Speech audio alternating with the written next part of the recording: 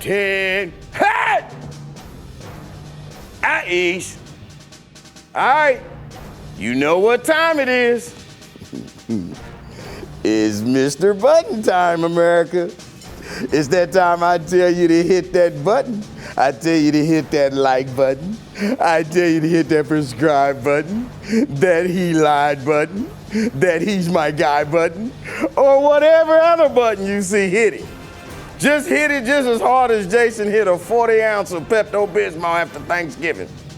I'm not sure where it's at. It's somewhere out there, but somewhere out there in the cyber world, wherever in the hell it may be at, I need you to find it, and I need you to give Jason 5 stars, okay? Now, I know some of you are still weary of giving Jason 5 stars, but let me tell you something. You know, we're all aware that during this holiday time across America, that the shelves at our grocery stores are bare. And you know what? Jason doesn't want me to tell you guys this, but I'm gonna tell you anyway. Jason's going to allow the United States government to tap into his own personal reserve of meat. He's gonna tap into his reserve of beef, pork, poultry, as well as seafood, okay? So I'm gonna tell each and every one of you this year, if you have a Christmas turkey sitting on the table, you need to thank Jason Whitlock for this. And for that reason alone, you need to give him 5 stars, okay? All right, having said that, moving on. In other news, the Jezebel of the media world, and of course I can be talking about none other than LeBron James, he's back in the news. And everyone's making a big deal about the fact, talking about it because he's got COVID. Or in other words, in the words of Jim Rome, allegedly. Hey man, LeBron James is that old angry black dude that's been on the job for about 40 years now. And he's finally decided he's gonna retire in a couple of years. Hey man, LeBron's been a soldier for the Lakers. He's built up a considerable amount of sick time. And LeBron James is just like a whole lot of y'all that your jobs done told y'all at this time of the year. You gotta use it or lose it, okay? And that's all LeBron's doing. He's using up that sick time, okay? Hey man, LeBron James is becoming that dude that will do anything that will get a little bit of time off from work, all right? He's getting older. He wants to spend some time with his family. That's why as soon as he got back from vacation, what did he do? He went and punched that dude straight in the eye, bam, right after getting back. Only reason he did that is so that he could be at Bron's next game the next night. You know, hey man, you know what it's like to get back off of a vacation and want an extra day off. Hey, some of y'all just did it this past week. Y'all understand.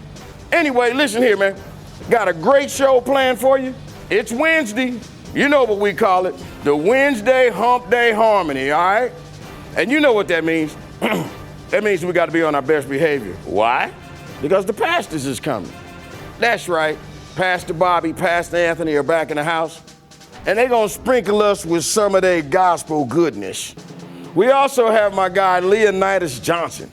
He's gonna be returning to the show to discuss Jason's latest column, talking about the latest news in the Twitter shakeup.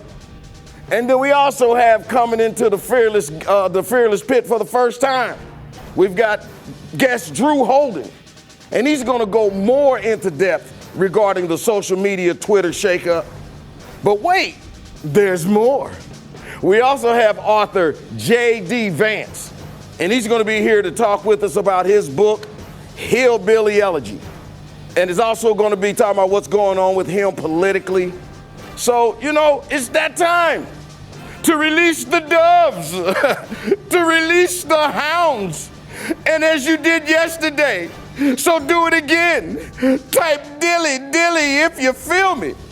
To a man that if he were worth his weight in gold, he'd be Fort Knox.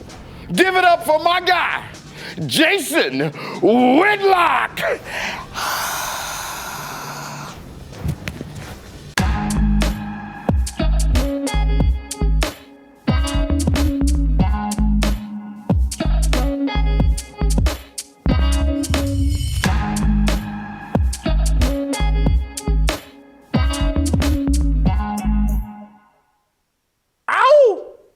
Jimmy, you were out on COVID and whatever surgery you had. We had Drew Holden on before, but I think you were out that day. This is not his first visit.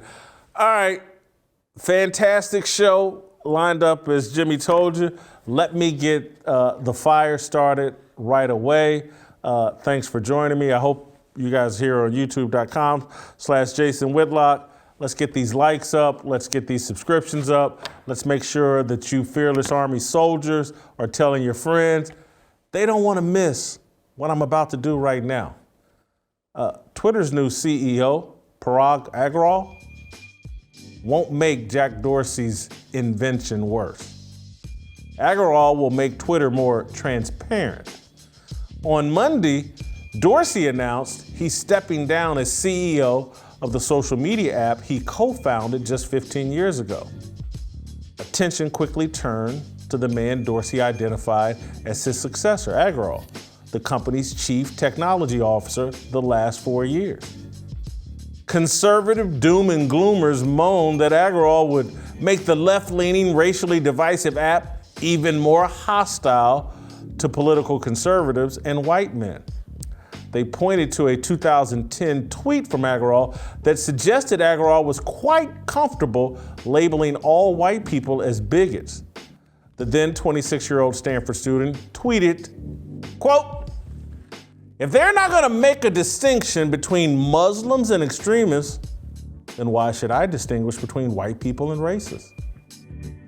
Yeah, like all good Twitter employees and Stanford-educated technocrats, Agrawal is certainly woke.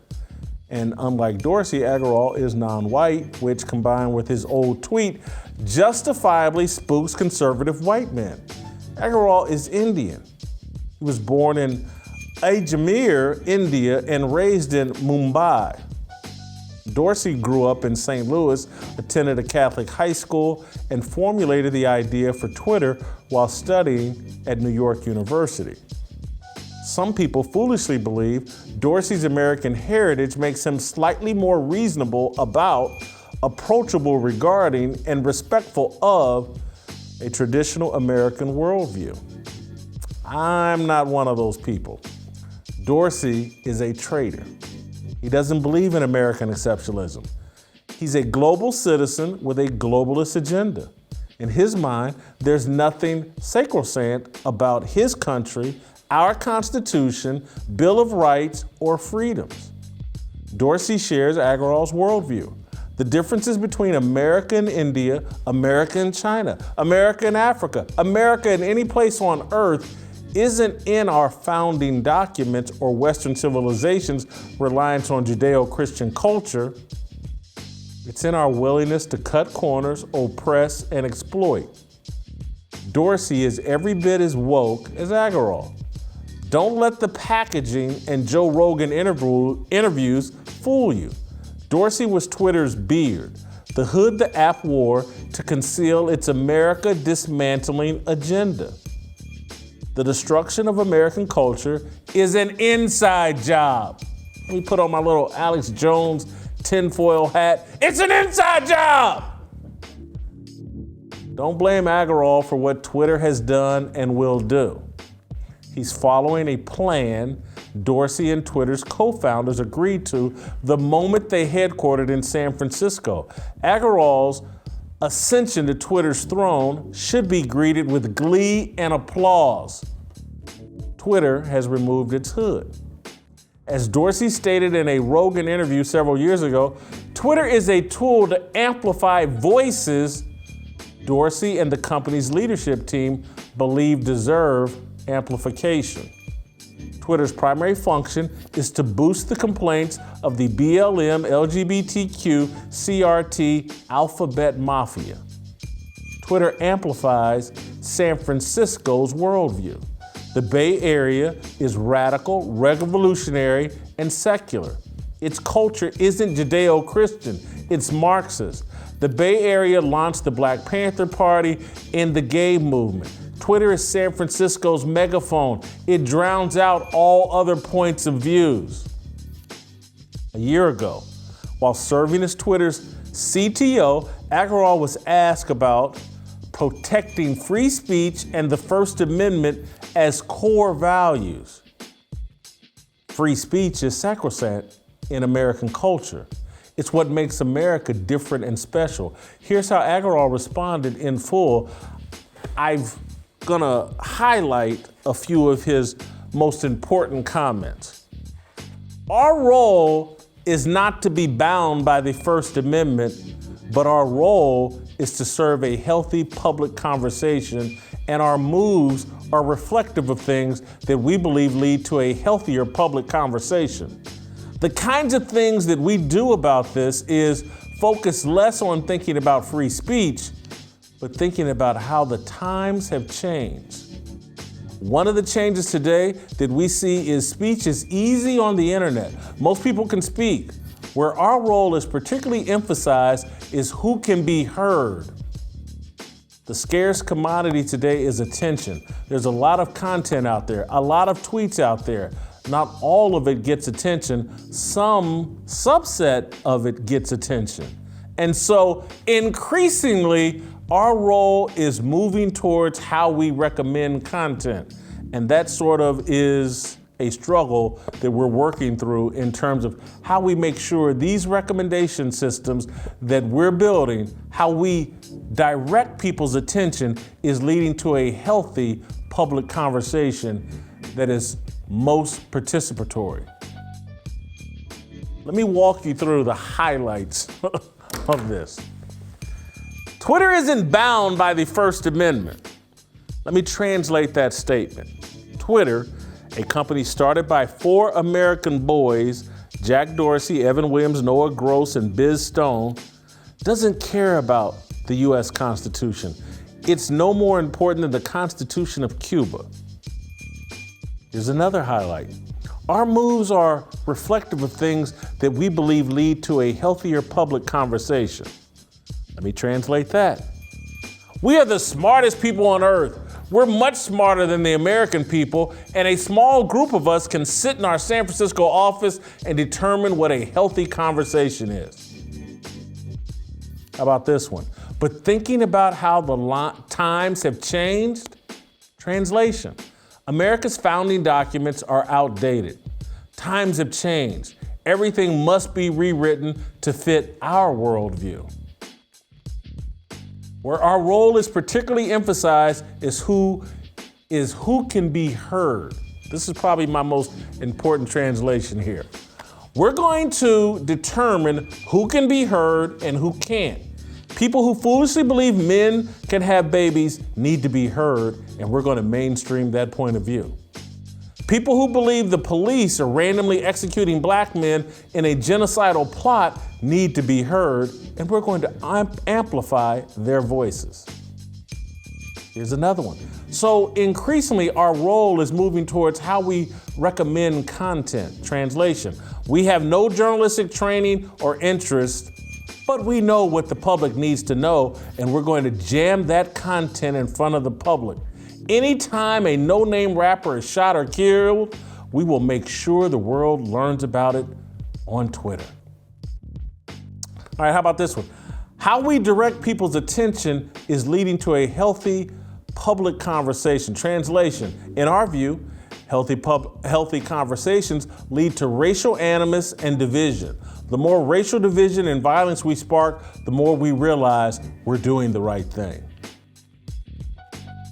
Yeah, Agarwal's ascension to lead Twitter is a blessing. It will snap people out of the false hope that Jack Dorsey would one day change or adjust the purpose of the app out of nostalgia for old American values. For at least a decade, Twitter has helped foment a conversation intended to undermine the core values of American culture. Twitter is the newspaper of the New World Order. That's my fire. Let's roll out to Ohio and bring in our man Leonidas Johnson, host of Informed Dissent. Leonidas, I know you've had some tussles over Twitter, and I know that you're able to see the facade of Twitter. What do you think of my take that this Parak guy, Agarwal, leading Twitter is actually a blessing, because I think Jack Dorsey smokescreen and made it difficult for some people to accept exactly what Twitter is. Yeah, I think Jack was shy about his wokeness quite a bit, and I think you're right that they're both as woke as each other. I'm not sure that this Agarwal guy is going to be worse than Jack, but I think that he's going to be worse in the sense that he's going to be blatant about it. Like, he's going to be very pointed about what he's doing, and we've already seen that with the new policies that are being put out with Twitter. But I mean, Twitter's been doing this stuff forever. I mean, it's not new. It's the attacks against conservatives and then the pushback against certain ideology. It's not new. Twitter's been doing this for a long time. And it doesn't matter what the policy is, Jason. It's like, it doesn't matter what they're going to be talking about, like whether it's disinformation or we're talking about what's the new policy, like if it posting pictures or videos of people against their consent. It doesn't matter what the policy is. It's going to be selectively applied based on progressive ideology. And here's the thing about progressivism is that progressivism thinks it's always correct. And AOC said this, right? It's as long as it's morally correct, it doesn't matter if it's factually correct. So progressives, left-wing accounts, they're not going to be affected by any of this stuff. They haven't been, and it's going to continue to be that way. And they're going to use this as a means to filter out content that they don't like, that goes against the progressive agenda, progressive ideology. And that's just the way that it's going to be. Now, whether it's going to be worse, again, I don't know, but it's already bad enough. Like it's already terrible the way that it is. So it remains to be seen. I don't know. We'll see. I just think it's just going to be more transparent. I think they've been doing all these things from the get-go, and now it's just like the thing that you're talking about in terms of you can't use images or videos of private citizens without their consent. That is directly targeted at Andy Ngo of the post-millennial, who has been slaughtering and exposing Antifa and all these radical elements that have been doing all these protests. He publishes all kinds of information that the mainstream media, corporate media will not touch.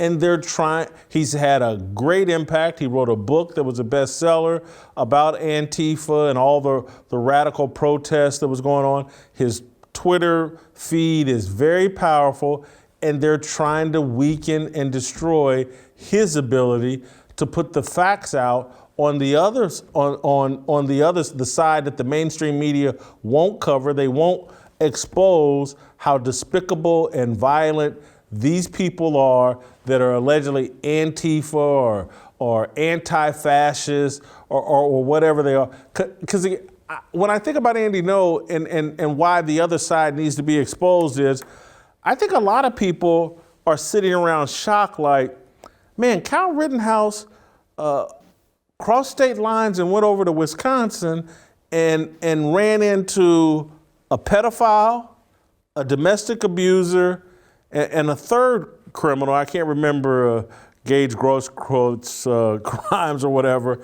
Robbery. But it's like, to me, yeah, if you had been following Andy and all the information he's been putting out, you know that's who these people are. That they're people that just released from jail. They have emotional, psychological, mental issues, the purple hair and all the other stuff. These are the dregs of society that are out, I think, being paid to cause chaos and anarchy around the country. Yeah. They can't get a real job, and so George Soros and others are funding them to go out and create chaos. And it's like, if you want those bail funds that Kamala Harris and LeBron James were backing, they were so people like Joseph Rosenbaum could get out of jail and these other paid protesters could get out of jail and travel the country creating chaos and anarchy everywhere. And so when I look at that new rule, that's a direct shot at Andy Ngo and his Twitter feed. They don't want that information out there. And it definitely seems that's how it's going to be used. It definitely seems that way. But you bring up a good point. All that different disinformation around Kyle Rittenhouse. We had these huge disinformation campaigns. All these fact checkers. We have to crack down on disinformation. It's spreading. We can't let it spread. All this stuff around Kyle Rittenhouse. None of it was true. Did any of those accounts get suspended? Did any of those accounts get banned? No. Like, all that stuff was still out there. You can even still find a lot of people who believe it, who are still pushing that nonsense. And so this is the case. This is how it happens every single time, that it's only one-sided, and it's always based on political agenda. Now, as far as journalism goes, and as far as the First Amendment goes, this is the way progressivism operates as well. And it's not just big tech. Progressivism hates the First Amendment, and it hates free speech. It hates independent journalism who's going to come out and push against progressive ideology. Basically, anything that pushes against the progressive agenda, they're not going to like it, because they think that they should have full power and control over people's lives in order to craft their utopian vision.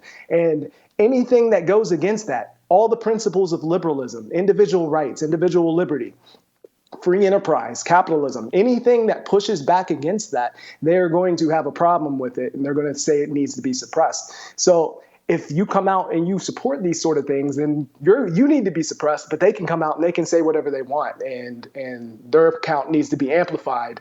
Especially if they're minorities, Jason, if they're a minority account, they need to have their voices amplified. But if it's me or you, we need to be suppressed because we're saying the wrong things. Well, yeah, because we would both be considered minorities, but we don't think the right thing, so therefore we're white adjacent. I guess we're like Asians that got high SAT scores. We get moved into a completely different category. But people criticize me, and I'm sure you've heard the criticism. Anybody that criticizes Twitter, you get hit with well, why don't you just leave? If it's so bad, why don't you do something else? I know why I stay. I'm very comfortable with the reason I stay, because to survive as a media person, you have to be there. My message to everybody is just like, don't leave, just accept Twitter for what it is, lower your expectations, and use Twitter for what it's good for, pushing out content, and then just accept that there's going to be these paid accounts, bot accounts, algorithms set up to attack you. I don't think running away, those of us that understand how toxic and corrosive Twitter is, I don't think leaving is the right solution. What's your take? I don't think leaving is the right solution either. I would agree with that. I don't know that accepting it is the right solution. I think that we should continue to push back on it and continue to expose it for what it is, rather than just accepting that there's going to be that bias and that animosity towards conservatives. I don't know that we should just step back and say that this is just the way it's going to be. I think we should push back against that and assert our own principles and let that be known. So I think we should stay on the platform. So I think you're right there. I don't think that we should leave, but I think we should continue to fight and continue to push back for sure. Now, the whole idea, the whole reason that I'm a libertarian, or at least I call myself a libertarian. I don't affiliate with the Libertarian Party, but my political ideology is more libertarian. As I know that I'm not smart enough to know what's best for all 330 million people in the country. So I don't think that we should go and we should tell other people how to live their lives, but we should still promote those ideals. We should still promote the ideals of liberty and individual rights and free enterprise, and we should push those conservative ideas and those libertarian ideas out into the world, and we should make it a point to model those things rather than just cut and run. So I think you are right in the sense that we shouldn't just leave and try to make a conservative platform somewhere else, but at the same time, I do think we should stay and fight. Leonidas, appreciate your time. Great job. I will be circling back to you. Thank you so much. Let me tell you about our friends over at Good Ranchers. you guys need to be checking out this holiday season. They exist to support local American farms and help you make great American meals. Together, they want to restore the American ranch and your meals to their former glory. Good Ranchers has the best grass-fed and grain-finished beef, chicken, and seafood. Go to goodranchers.com/fearless right now and get 10 free bistro fillets when you subscribe. In addition, you'll save $25 off each subscription box of mouthwatering American meats for life. That's L-I-F-E, life. That's right. Get 10 free bistro fillets. That's $119 in value, free express shipping, and $20 off your monthly subscription for life. GoodRanchers.com/fearless. Get the best deal of the year by visiting GoodRanchers.com/fearless or using the promo code fearless at checkout. You guys know Good Ranchers is good to me. That means they're good to you. They're good to this show. They're good for America.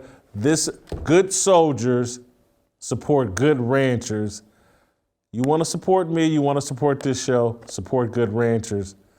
All right, Drew Holden. Next. All right, welcome back. Time to bring in one of my favorite Twitter follows, Drew Holden. He's a freelance commentator. He's been published in the New York Times or Washington Post. Don't hold that against him. He's an independent thinker, and he's someone that I think has a great handle, take on social media and Twitter in particular, as you just heard me and Leonidas talking about.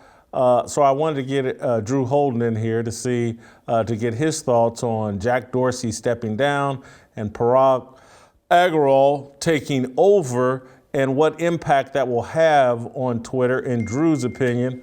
Drew, welcome back to the show. And Thank you, sir.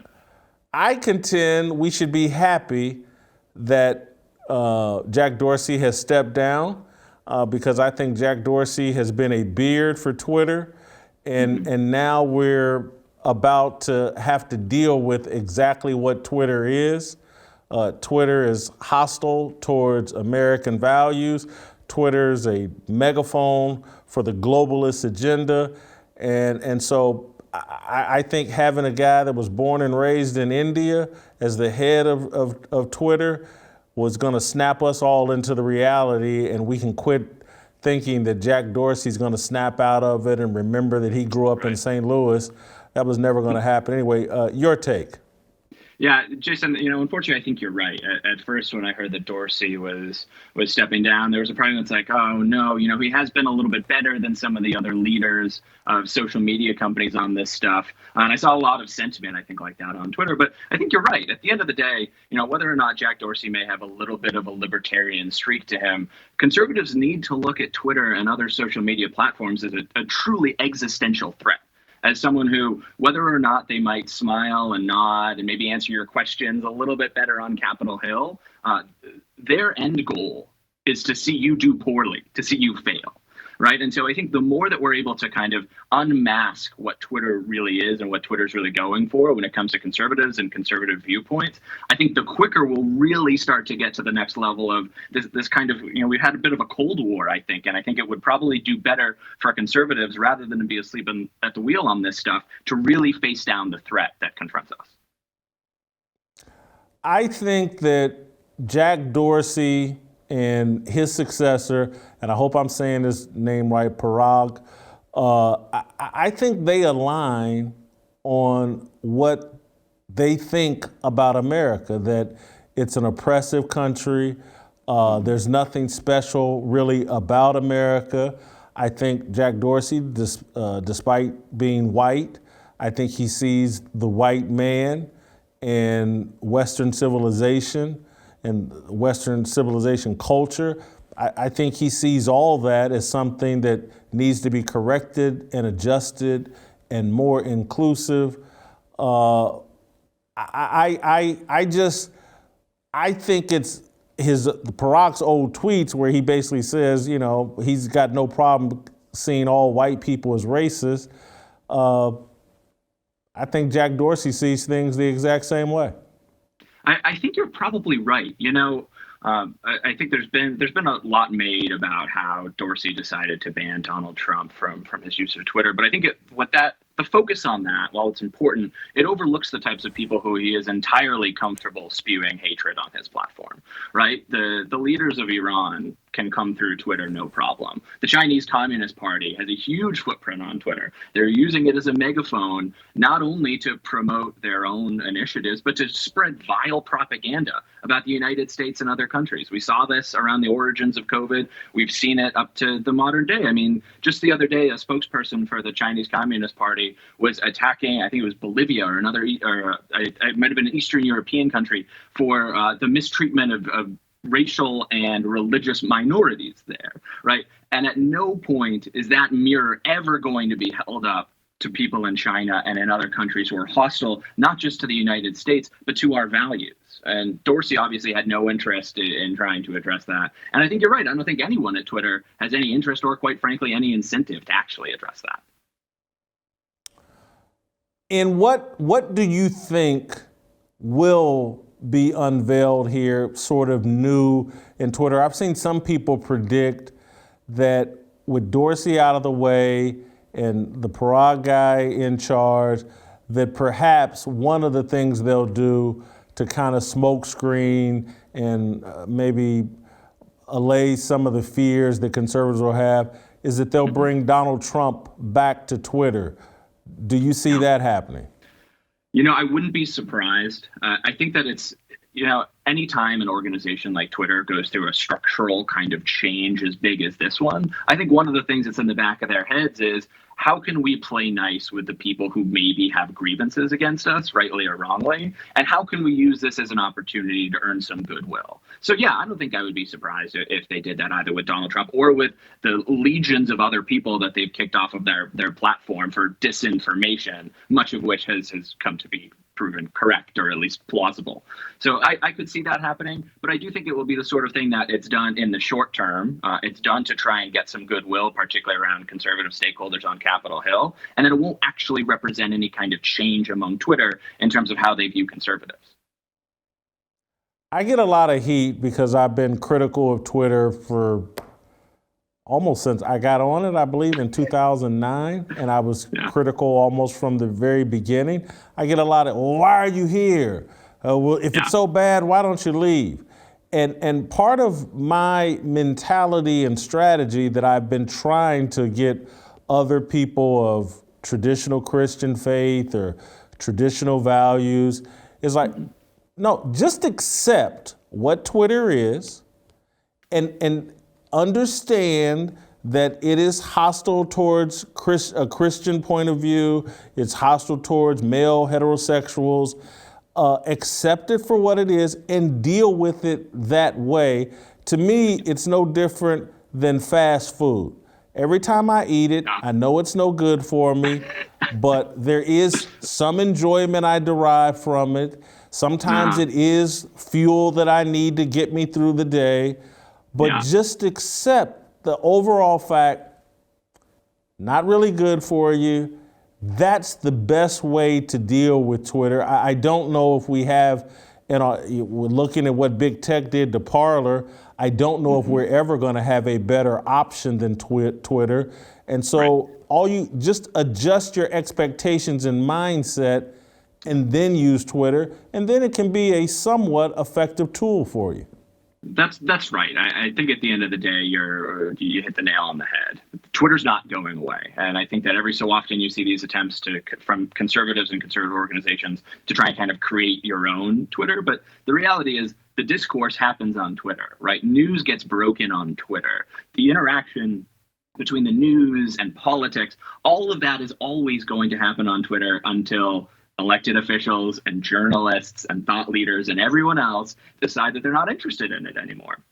And so I think it is really important to look at it as a tool and say, this isn't going to be the greatest thing for my mental health, probably. This isn't going to be a lot of fun all the time. But if conservatives want to win on any talking point, They have to go to Twitter to do it. They have to be able to reach people. And that's everyday people, the millions and millions of Twitter users. But also, I think it's in terms of being able to shift some of those conversations that are increasingly taking place online, and make sure that we're doing our best to kind of own those lanes. And just throwing up our hands and going off of it, I think is definitely wrong. My best case scenario here, and again, it's why I'm happy Jack Dorsey has stepped aside, is that in a couple of years, maybe after the midterm election, when there's more political balance in Congress, is that perhaps we'll be calling Barack to congressional hearings and seeing someone from India arguing with our politicians and some of our politicians holding his feet to the fire. It will be easier for Americans to see, like, well, hold on, Twitter's not really an American company. Because I think with Jack Dorsey as the face of it, we think of it as an American company. I don't. I don't think of it as an American company. I think of it as a global company that's far more interested in 1.4 billion people in China. And I know China has a lot of restrictions and restraints on Twitter, but they'd like to see that change.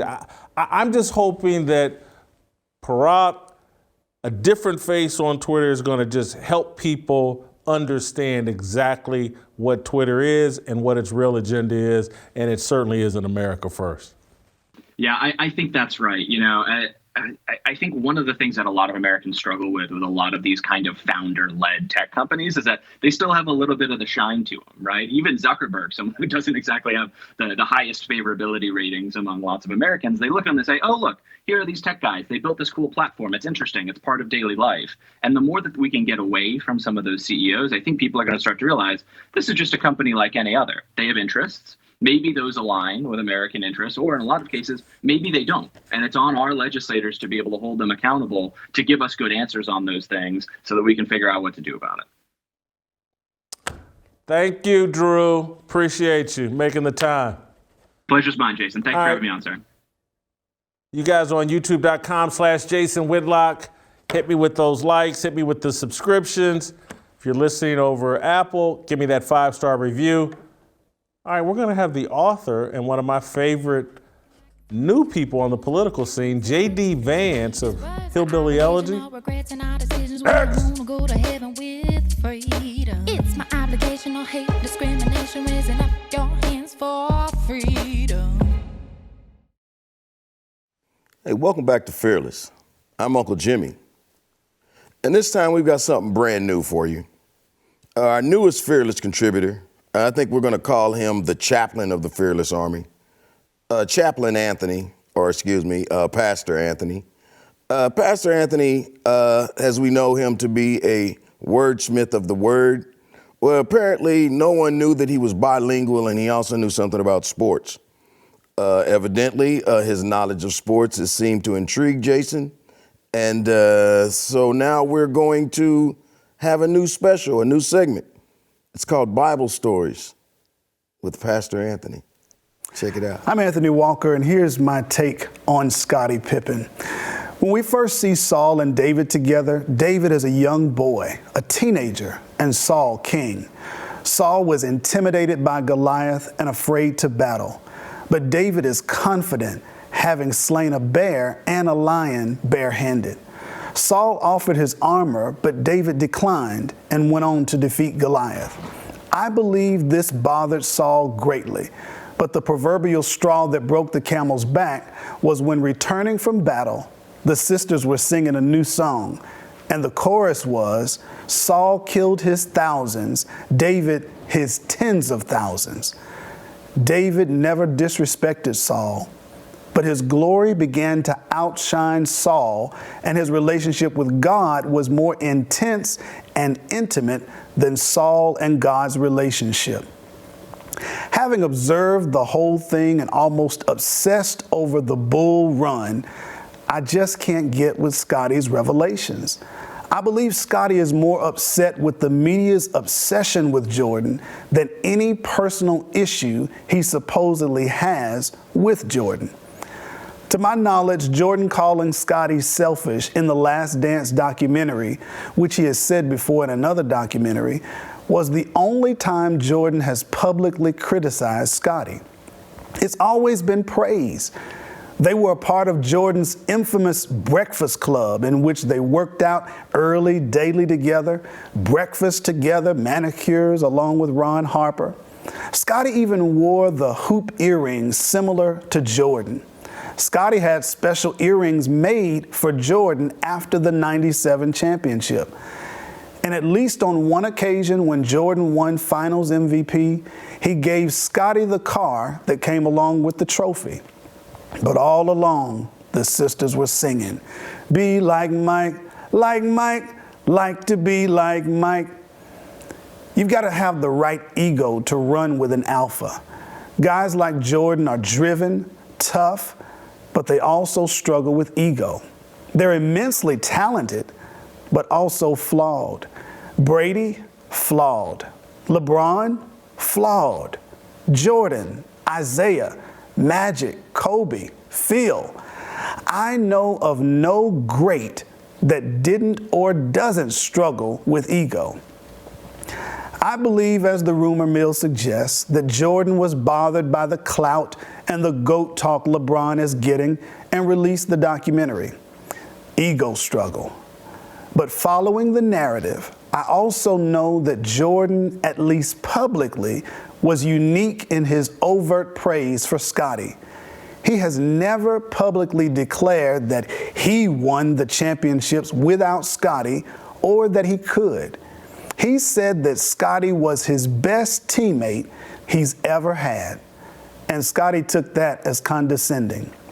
The Last Dance was about Michael Jordan, and I can respect the criticism that it should have been more about the team and the last dance of the team's success together. I get it. But all those players to a man also know that it wouldn't have gotten nearly the aura without Michael Jordan. Judd Bushler, Dickie Simpkins, Will Perdue, he went to Vandy with my stepdad, Bill Winnington, I know those guys, but who else knows those guys? Who would know those guys without Jordan? Jordan has his flaws, and as a Jordan fan, I'm keenly aware. But come on, Scotty. I love Scotty. I don't know of a better on-ball defender, full court, lockdown, all-position defender other than Scotty. But beware of the singing of the crowd. It can ruin relationships. And that's my 23 cents.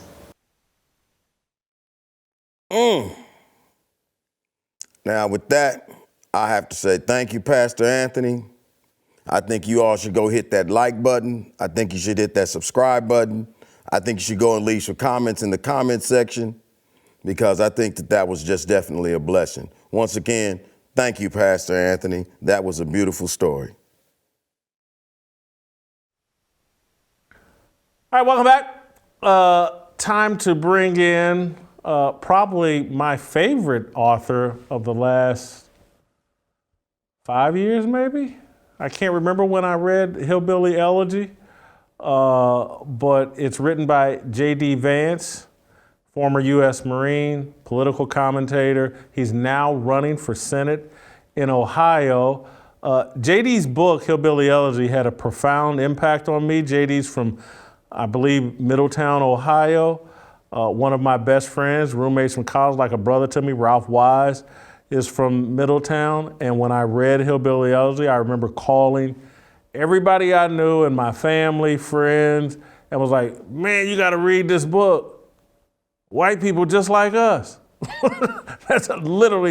That's what I kept calling my friends and telling them, and family. I bought the book for my mother, my aunt, some of my friends. It was like, it was fascinating for me to read Hillbilly Elegy because it was just like my family in virtually every way.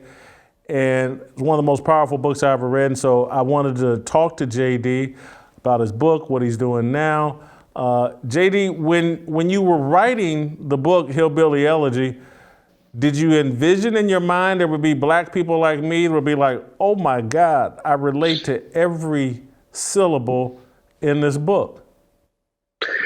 Yeah, well, first of all, man, thanks for having me. It's an honor to speak with you. I've been a fan for a long time.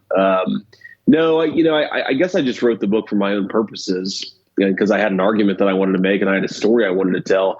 And I didn't totally expect that there would be a lot of folks, like you said, especially black folks with some ties to the Deep South who saw some part of their story in my story. And it's one of the most gratifying parts of having written the book, and the response to it is I do hear from a lot of people, and they're like, this story is my story, even though they're not necessarily, white people from Appalachia. There's still a lot that folks can identify with. The movie, when I read a book, I'm reluctant to watch a movie.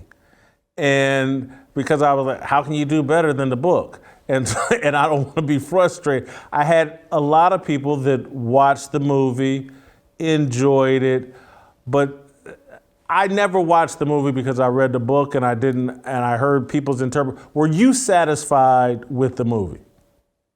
Yeah, I was. I thought they did a good job with it. It's one of those weird things where all of these producers were coming to us asking if I was interested in turning the book into a movie. And of course, originally I was like, absolutely not. I don't want to turn this into a movie. You feel like you lose control. And obviously it's your family's story. And I kind of assumed that my family would be really, really resistant to having the story on the big screen, because obviously that brings it to a lot of additional eyes and you don't have the same level of control. And then, it's funny when I start talking to them, I realized they were actually more interested in the idea of doing a movie maybe than I was. They definitely thought, absolutely, you should start having these conversations. And so I still didn't want to do it. But eventually I talked to a group of people I thought were interested in making the story in the right way. And, there are little things that I quibble with. I don't think anybody who's ever had a book turned into a movie is ever 100% satisfied. But I thought, for what it was and for as difficult of a story as it was to translate into a film, I thought they did a very good job with it. And the thing that mattered most to me was how they did Mamaw. She's sort of the most important person in my life. She's the person who raised me, but she just looms over us, all of us in our family in such a big way that I didn't want them to screw Mamaw up. And I thought that, Glenn Close, despite not being politically aligned, she really got it. Like she really nailed who Mamaw was. She got her little mannerisms right. And that was the most important thing to me. That was one of the things I could relate to, although my relationship with my mother, very strong. She raised me and my brother. My relationship with my dad, very strong, very involved with me and my brother's life. And I lived with him my senior year of high school after my parents divorced. But my grandmother, on my mother, we called her Mama Lovey, is the most important person in my life. And that was one of the things I could really relate to. And she was the backbone of our family. And so I've already described kind of what my takeaway from the book was. The way it hit me was just like how universal my experience was. I didn't know that like white people had basically the same kind of background and upbringing as me. What was your goal? What were you trying to do with the book? What story were you trying to tell beyond just a recording of your personal history? What was the point of the book from your point of view? Yeah, it was a little bit of that, right? I mean, I thought that a lot of these conversations about poverty and inequality, they're very often racialized. It's all about black versus white. And I thought that, there were some universal experiences there. And there were some things that were true about a lot of poor people, whatever the color of their skin in our country. And so there's a little bit of that. There's a little bit of, wanting to try to understand why it was that certain groups or certain people or, maybe, if you're white and you grew up in rural Kansas, you have a different likelihood of climbing up the socioeconomic ladder than if you're, a poor white kid growing up in southwestern Ohio. I wanted to try to understand what the differences were a little bit. And I thought one way would be to dive into the details on my family. But I also just thought that, kids who grew up like I did, it's not like there was a book that when I was growing up, I was like, oh, this sort of explains me, or this at least gives me some sense that people were trying to tell my story. So a little bit of it is just, I didn't think that people like us, right? People like me and my family had stories told about us that often. And, I thought it was worth writing it down. All right, the book elevated your platform, obviously made you a lot of money. It was a bestseller for a long time. I don't think I would have read that book and predicted, one day he'll be running for the Senate. He's going to involve himself in politics.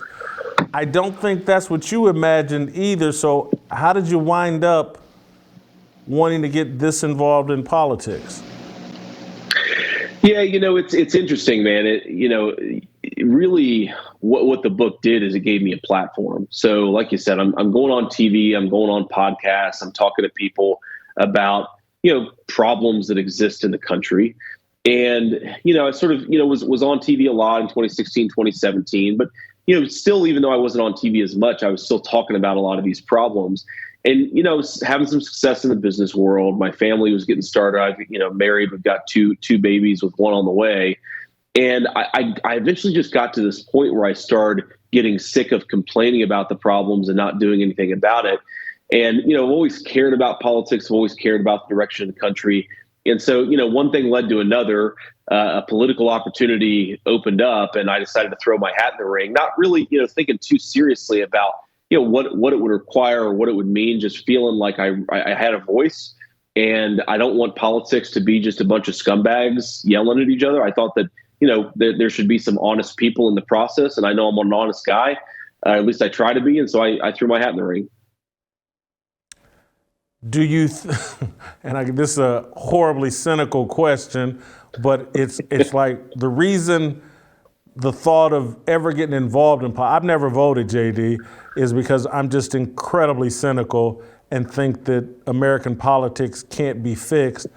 Obviously, you think you can make a difference, you can improve the situation. Why? A good friend of mine who was an important person and actually, I kind of grew up a Christian, lost my faith, and then returned to it later in life, once told me that despair is a sin. And I think I'm exactly like you, man. I tend to think of our process as hopelessly broken. The only people who do it have some major character flaw. And so it just becomes a self-fulfilling prophecy of a broken process, enriching people instead of solving the country's problems. But then I try to take that to heart, that despair really is a sin. And if you give up on things, then maybe you're not just giving your country over to the wolves, but you're also kind of, in an important way, I think, committing something that most of us don't want to commit, which is just giving up. And I decided that, at the end of the day, maybe our country does have some really unsolvable problems, but you don't really know if you can be a positive force until you make a run at it. And so, I'm trying to run the campaign that I think should be run. I'm trying to run something that I'm going to be proud of looking back, however successful or unsuccessful it is.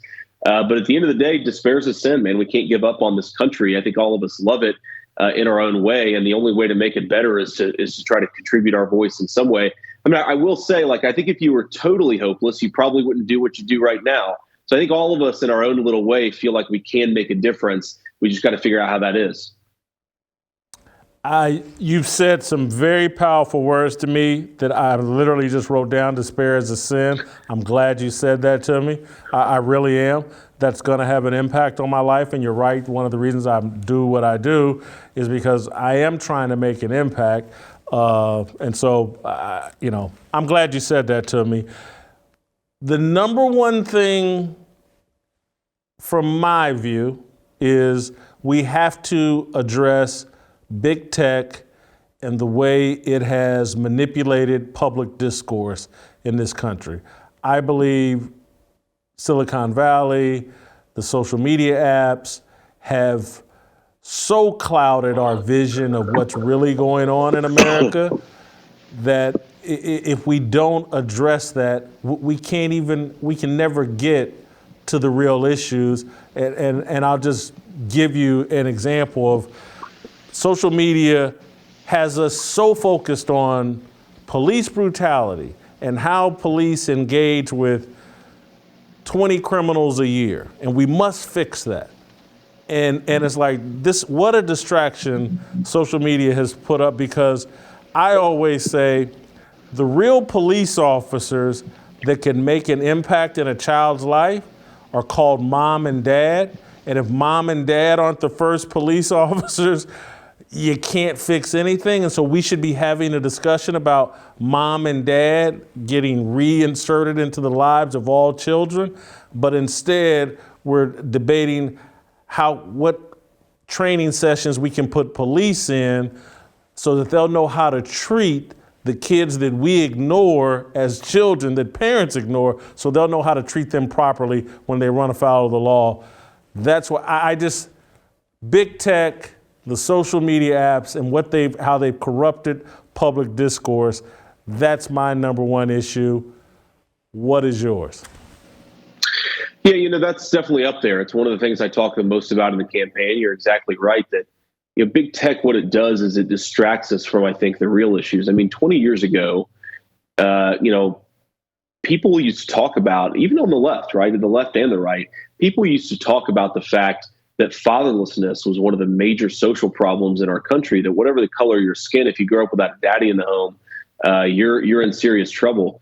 I mean, that is the sort of conversation that's almost impossible to have in the era of social media because the social media algorithms will either actively censor it or you may even get banned. I mean, if you have that conversation, maybe you're being transphobic or maybe you're being sexist or whatever sort of modern buzzword they're going to apply to your language, just by admitting, I think, a universal human truth that it's important for a kid to grow up with a mom and dad in the home.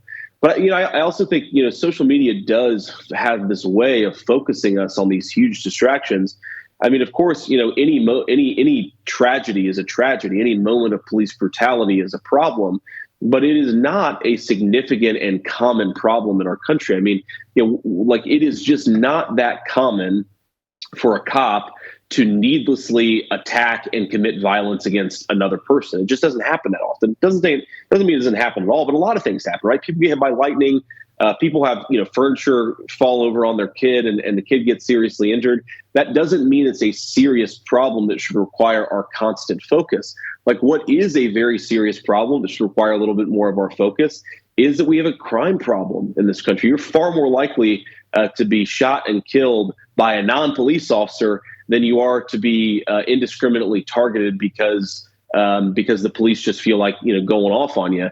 And yet we don't talk about the crime problem enough in this country. I think I saw yesterday Philadelphia is likely to have a record number of murders this year. Like, that's a 10 times bigger problem than police brutality. But we don't talk about that exactly like you said, because the social media companies don't let us. And I think it's important for us to ask, what's going on here? Like, why do the social media companies actually have a business model built around distracting us from the real problems? And what does that say about our economy? Think about this from the perspective of a bright, talented kid who's about to enter the workforce. Like, do we want them going off and curing cancer? Do we want them building rockets? Or do we want them, working at a social media company, getting our kids addicted to these applications and further distorting the public conversation that we're having? Well, we know it pays better to go and work at a social media company than it does to go and cure cancer. But doesn't it have this really warped effect on our whole economy, our whole culture, that so many of our bright young people are going and working at Facebook or Twitter instead of something else? So, it's the social media conversation is so big. It's like, what do we focus on as an economy? What are our children consuming in their information? What social problems are we distracted from? How do the social media companies influence and control our elections? Because we know that they censor, I think, conservatives much more than they ever censor liberals. So it's a big, big issue. But I agree, it's kind of crazy. We've let these 5 companies that don't have any obvious investment in our country control what we're allowed to say, how we're allowed to say it, the way money flows across our economy. It's completely insane, and it didn't happen by accident. So I saw earlier this week, you tweeted out about Twitter's new CEO. I can't pronounce his name. I'm just going to try. Parag Agrawal. And he tweeted out, if they are not going to make a distinction between Muslims and extremists, then why should I distinguish between white people and racists? You retweeted that and said, new Twitter CEO has some interesting views. And this speaks to the difficulty in my view, of being J.D. Vance, white guy from Ohio, running for political office and trying to be a voice for change or a better America. But you got people like this guy. Anytime you start talking about fatherlessness or just self-responsibility, you're going to get accused of being a racist. How do you combat that?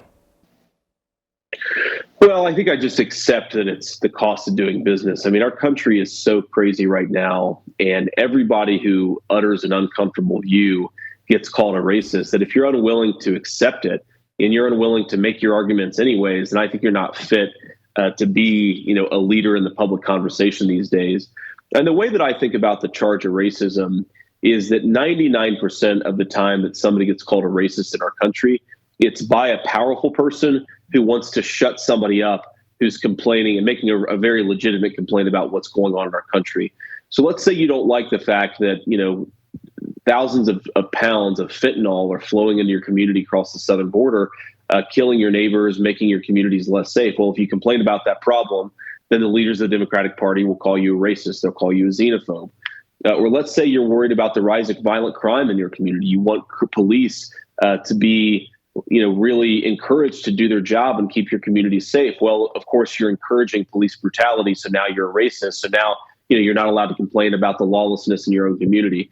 And I think that because that's what's going on, basically racism is a charge that the powerful use to shut up the powerless. They're not concerned about people of color. They're concerned about their own power. Those of us who have been given a little bit extra in life, I've had a lot of lucky opportunities. A lot of things have broken my way. Certainly I've worked hard. But if I'm not willing to have the courage to speak up on behalf of people who are constantly getting bullied in our public discourse these days, then our country is going to be totally screwed. And I kind of think of it, I have made a little bit of money, have had some success in business. I do have a platform. Like if I'm not going to use it to accomplish something meaningful, then what am I here for? What purpose am I actually serving? So yeah, I'm going to get called a racist, but that's I think so long as you recognize that most of the people who are doing it for fraudulent reasons, and so long as you've got a little courage and a lot of stability, then you got to do it.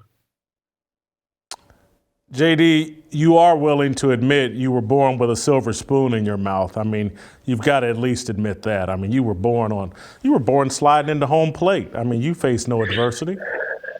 Yeah, that's right. White privilege in our family, raised by my grandparents, Mamaw begging the Meals on Wheels people for a little bit extra so she could feed me. I think that's right, man. The fact that I didn't grow up with a silver spoon in my mouth makes me sort of laugh when these people accuse me of white privilege. Like, look, they're going to call me what they want to call me, but they're all full of it.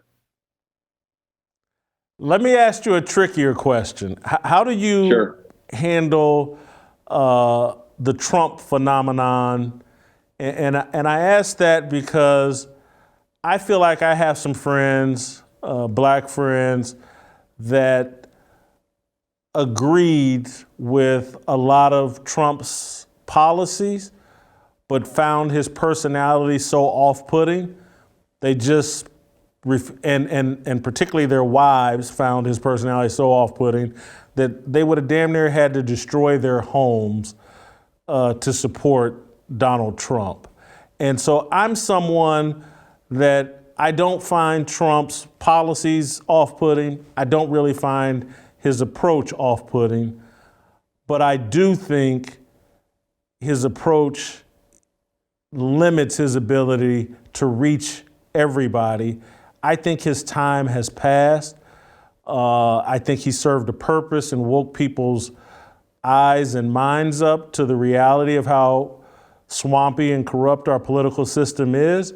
But I just don't, if he's the face of the Republican Party, I'm not sure if Republicans are going to be heard in the way they could be heard if someone like yourself or Ron DeSantis or Josh Hawley were more the face of the Republican Party.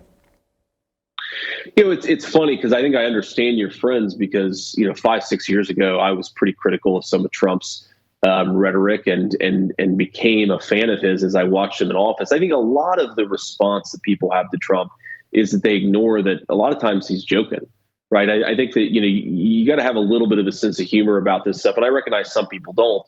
But this was a big thing for me is when I realized that a lot of the things that Trump said, he was basically making fun of a political process that had become a joke. I started to really appreciate his approach more than find it disagreeable. And that's a big part of my own political transformation over the last 5 or 6 years.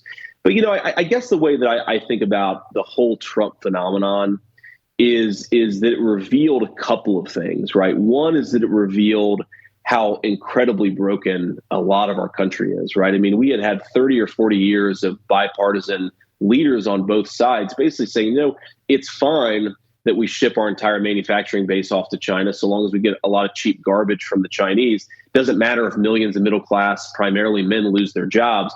And I think Trump really blew up that consensus, and that will be the long-term legacy of Trump, whether he serves another term as president or not. People will remember him as the guy who ended the consensus on globalization and the effect that it had on this country. But the other thing that I'd say about Trump in his defense is he revealed how corrupt the Republican establishment was in a way that I had never fully appreciated until I actually saw the last 4 or 5 years. I mean, think about the issues of trade and immigration in particular. This is not just a guy who was disagreeing with the Democrats. This was a guy who was actively battling the establishment of his own party on the two fundamental issues, trade and immigration, where I think he was elected on. I'd say maybe the same about national security. I talked to Trump, 4 or 5 months or so ago, and I've talked to him since then, but he was sort of explaining to me how hard the generals were fighting him on doing some troop withdrawals in the Middle East. And it's like, man, if you cannot get the troops out of the Middle East because the generals are constantly fighting you, what does that say about how corrupt our military establishment is in this country? So I think he revealed a lot. And whether he wants to be the president, whether he wants to be a kingmaker, love him or hate him, I think Trump is going to be a major figure in the party for the next at least the next few years until he decides what he's going to do in 2024. Part of what frustrates me about the Republican Party is when particularly the establishment, I think they're elitists, just like a lot of the people on the left.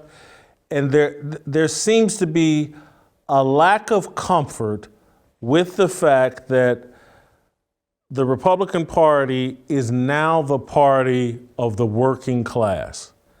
And I don't know if they're comfortable with that. And that's what makes me optimistic about you getting involved in politics, because your background is so working class. But I don't know if the establishment is totally comfortable being the party that represents people that like to bowl on Wednesdays and play softball on Saturdays and maybe doesn't want to go to college. Yeah, that's exactly right. And of course, Trump was the figure, I think, more than anybody else, who made the party a working class party, revealed what the party had become. And, I've thought a lot about, people like my voters, but more than my voters, right? My family, right? They love Donald Trump. They think that he's the funniest. He's the best president we've ever had. I mean, there's a strong amount of support for the president among my immediate family. And I thought about a lot about what that is. And to go back to your question, it's not just any particular policy. It's not any particular achievement. I think Trump was the first person in politics who didn't obviously hate people who voted for him, right? The Republican establishment, I think, doesn't like the working class voters who make up the Republican Party. Donald Trump likes those people, right? He likes our people. And that is such a powerful thing when you've had a Republican Party that's become more working class. The leaders don't like the actual voters. And then you have a president who comes along and actually likes those voters. I think that it just creates a powerful bond, which is why, I'd say Trump, I think, has earned the ability to figure out his own future in these things. And of course, the voters have the most important say in this. But my guess is that Trump's going to run again. And I think he probably wins again because there's no one else in the Republican Party. I mean, at the elite leadership level. Like, I'm running for Senate. Obviously, I think I'm going to win. I hope I'm going to win. But I think most of the establishment Republicans, they still don't like their own voters. And there's no way to run a party successfully when you don't like your own voters. That's not true of Trump. You think that's true of Ron DeSantis? Oh, no, Ron, obviously governor of Florida. My guess is Ron probably likes his own voters. I really mean like the existing infrastructure of the party, the consultants, the think tank professionals, the people who act, the lobbyists, the people who actually run the infrastructure of the party. I think a lot of the elected officials, the Josh Hawleys of the world, he's a friend of mine. I've gotten to know Ron DeSantis a little bit. I do think they actually like their own voters. But I think because Trump was like the first person to make those people feel seen, to make our people, like my people, feel seen, I think he's really got, he's in the driver's seat, I'd say, politically. That's my guess. You made me think of another point or an analogy or something that I think is important, something that has fascinated me over the last 5 to 6 years is, and this is connected to what we're talking about, but it's a different direction. I'm amazed the fact that Tucker Carlson, who silver spoon kid, looks like an elitist, he has become on TV and in the media world the voice of the working class man. And I won't put white man on that. If people would actually open their ears and eyes and listen to what he's saying, this little former bow tie wearing nerd is actually the voice of working class, and that he embodies the transformation that I think the rest of the establishment has to go through. That's exactly right. I mean, I think Tucker is the most important voice on TV because he gets these issues and he gets our voters in a way that no other media personality really does. And I think, yeah, absolutely. It's, both in saying the things that you're not allowed to say, but in elevating certain people, certain conversations, certain issues that nobody else is doing. I mean, I think this guy is really, an important driver of, what I call the populist conservative movement in this country. And he will be, for the next decade. I mean, it's amazing. I met Tucker probably 5 or so years ago. I'd never been on a show. We talked a little bit. I was like, man, this guy gets it more than any media figure I've spoken to. And then we became pretty good friends since then. And I think he's done an incredible job just holding politicians' feet to the fire. Like you watch Tucker, and sometimes he's given it as hard to Republican politicians as he is Democratic politicians. Just very few people, I think, are willing to offend anyone. But unless you're willing to offend people, you're not going to get a good point across. JD, I want to end on a somewhat lighter note, but I actually kind of want to know how you did it. You come from nowhere, Middletown, Ohio. You end up at an Ivy League school. Why? And I got a cousin that's going to high school in Indianapolis. She's being recruited by Ivy League schools. I've told a few people in the family, I think it's a mistake. They brainwash you, they indoctrinate you. How did you survive your Ivy League education with your morals, principles, and worldview still intact? Yeah, I always just remembered where I came from. Definitely that brainwash is real. I mean, there is a lot of pressure to conform to what they want you to think and how they want you to live your life. But I just tried to stay grounded. I tried to remember where I came from. I tried to remember that, I didn't want to build a life in Washington or New York. I wanted to build a life in the home state where I came from. And that always just kept me grounded and kind of gave me a true north.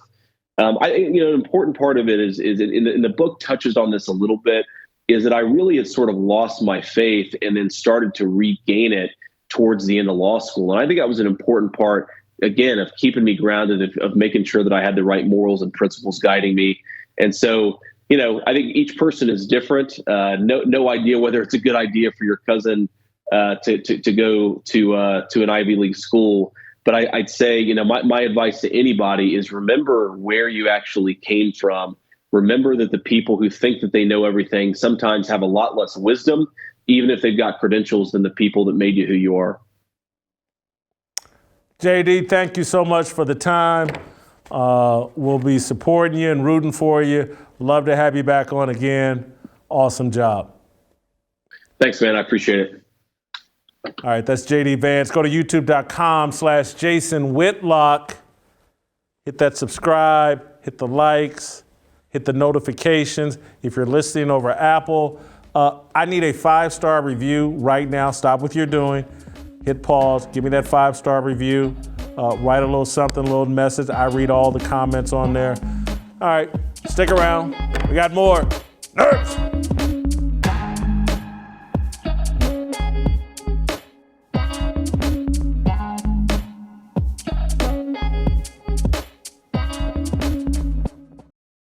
Go back. Time for my favorite time of the week. It's time for some Tennessee Harmony. Time for pastors Bobby Harrington and Anthony Walker from renew.org to join our conversation and to lead our conversation. I'm very excited about today's conversation because these guys can really help me crystallize or understand or come to a conclusion about what my point of view should be on all the criminal justice reform that we're seeing being pushed across America. We had a conversation earlier this week, I believe, between Dave Shannon and I about Darrell Brooks, and then we had a conversation, I think, the week before about the Julius Jones guy that was facing the death penalty in Oklahoma. And there's a conversation going on in America about bail reform and, again, criminal justice reform. And are we being too soft on crime, too hard on crime? What should the Christian worldview and perspective be? I'll tell you guys, right before the show today, I was reading about a case in Philadelphia about a teenager who's had a long criminal history starting when he was age 13 and some violent crime, that drug dealing and carjacking, and I believe the prosecutor there in Philadelphia had basically just dropped carjacking charges, and then within 2 or 3 weeks, or at least a month, I believe, afterwards, after having these carjacking charges dropped, he's murdered somebody, and now they're out looking for him. And I believe the kid's like 17, 18 years old. He allegedly murdered a Temple University student. Constantly, we're in conversations about what should our position be on criminal justice reform. And so I wanted a biblical perspective from my two experts here in Nashville. And so before I ask you guys for a response, I don't want to forget, could you guys bless this conversation with a short prayer? And then I can't wait to dive into this topic. Let's pray. Father God, we're thankful so much for this opportunity to share in your word. Father, we pray for those that are tuning in and even for those here at the studio. Father, we pray that as we discuss these things, that it's always pleasing and acceptable in your sight and filled with grace and love. I agree with that. And again, for everybody watching, for all of us, God, we look to you and ask you to guide us through this conversation. In Jesus' name, amen. All right, so who wants to start first? Are we too soft on crime? Is that why violent crime is rising? Is that why we feel less safe in America? Is there, I've heard some people argue like we're worried about criminal justice and not victim justice, and that perhaps things are out of balance. So first I want to start with an opinion. Are we a bit overboard with concern for criminal justice issues? You go first. I was about to pass you the ball. Okay, I'll take the ball then. Okay, yeah, go ahead. I think that we lack clarity, and I think that it's really confusing today, and it's a dangerous place. And so my opinion is we need clarity, and we need some principles from Scripture on truth and justice to bring the clarity. The only one I would add to that would be consistency. I think that's the issue where some of our problems come, is that it's not really consistent. So clarity, obviously a biblical perspective, and consistency. So what does the Bible say about capital punishment? I've long been an anti-death penalty person. I just think the risk of killing the wrong person, an innocent person, is too high. And even if, let's say it's only a 1% chance, part of me is like, man, that's too much of a risk. And we can never be 1,000 short of a confession, but sometimes confessions aren't the greatest. And so I've always been anti-capital punishment, but that's been me. That hasn't been me interpreting it through a biblical perspective. Where does the Bible stand on this? So Anthony and I don't agree on this. Oh, that's good. This is going to be an interesting conversation, and it's not a hard disagreement. Jason, I'll go ahead first, but I want to set the stage. In the Bible, we say that there's 3 categories of truth. There's essential truth, like essential for your eternal destiny. The second category is important truth for your faithfulness. These are areas where to be faithful to God, you want to get them right. That your eternal destiny may not depend on them, but you want to get them right. And then the third area is God has some freedom where he teaches us that different people are going to have different convictions on this, and that's okay. I'll give you an example of the third one because it just makes it easier. There are some Christians who can drink alcohol and some don't. You can't point to the Bible and say everybody should be able to drink and everybody shouldn't be able to drink. It's a nuanced thing depending on the person. So that would be the third category. What we're talking about now in terms of how a Christian should look at it, I have an opinion that on what the Bible teaches. I think it's in that gray area between important and personal opinion.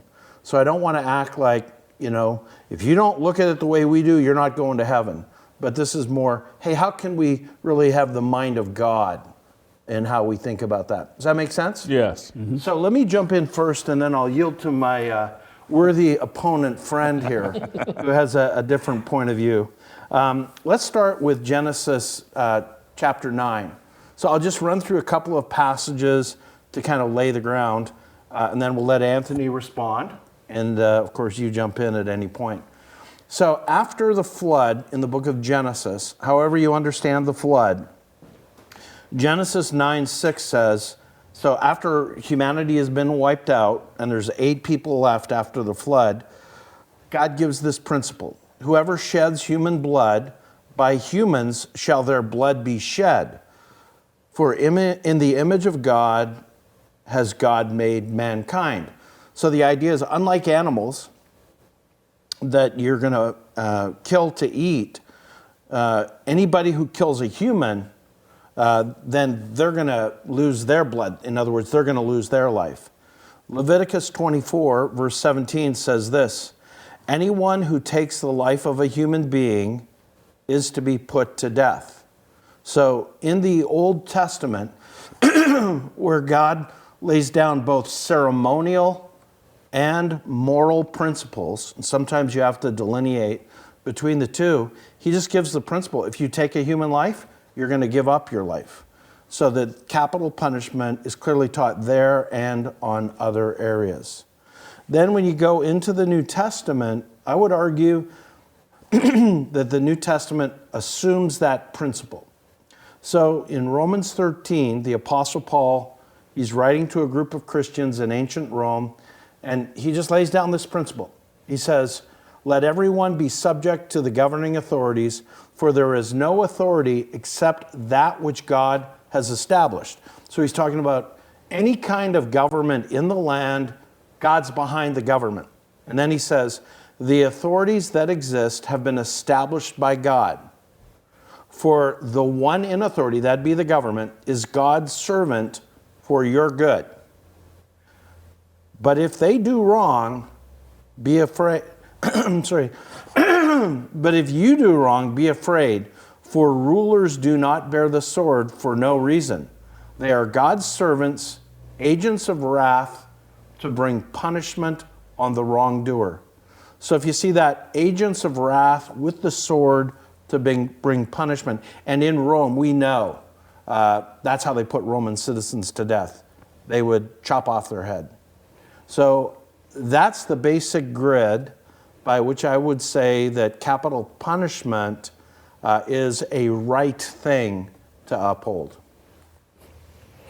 Okay. Well, I actually do. Go ahead. But it may sidetrack us briefly. Okay. The ending, or part of your description to me sounds like there should be an obedience to government. Yeah. And so where my mind immediately went is like, so if the government wants everybody to take a vaccine, we should do it. And so it sounds like whatever the government wants us to do, we should do. Do you believe that? Here's the principle in the Bible. The default position is to obey the government unless it causes you to disobey the laws of God.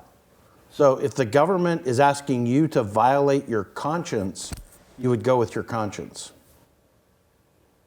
But the default position should be to follow what the government says. Okay, and so I could see a lot of people saying the death penalty violates their conscience.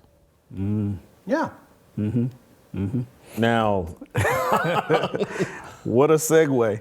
I like the foundation that he put. I had a young man that's one of my members at church. We recently talked about this issue, and he's like, hey, what do you do? And I said, well, there's actually scripture that could be interpreted both ways. So when you look at that, and as Bobby said, I can't stand and say, hey, scripturally, it is absolutely 100% one way or the other, but I do lean towards the anti-side of the death penalty for these particular reasons. Even in the Old Testament, when God is establishing law and establishing the way that he wants his people to live, in Exodus 23, this is shortly after giving the 10 Commandments, Exodus 23 verse 7, he says, keep yourself far from a false matter. Do not kill the innocent and righteous, for I will not justify the wicked. And so God has a perspective, even in this passage where he's saying, okay, don't kill the innocent. And so whatever we do as we are trying to punish, as we're trying to find out what happened, let's make sure that we're not taking an innocent life. And I need you to trust me to understand that I'm not going to let wickedness just walk on by. So that kind of guards us to, okay, whatever we're doing, we need to make sure that we do this carefully.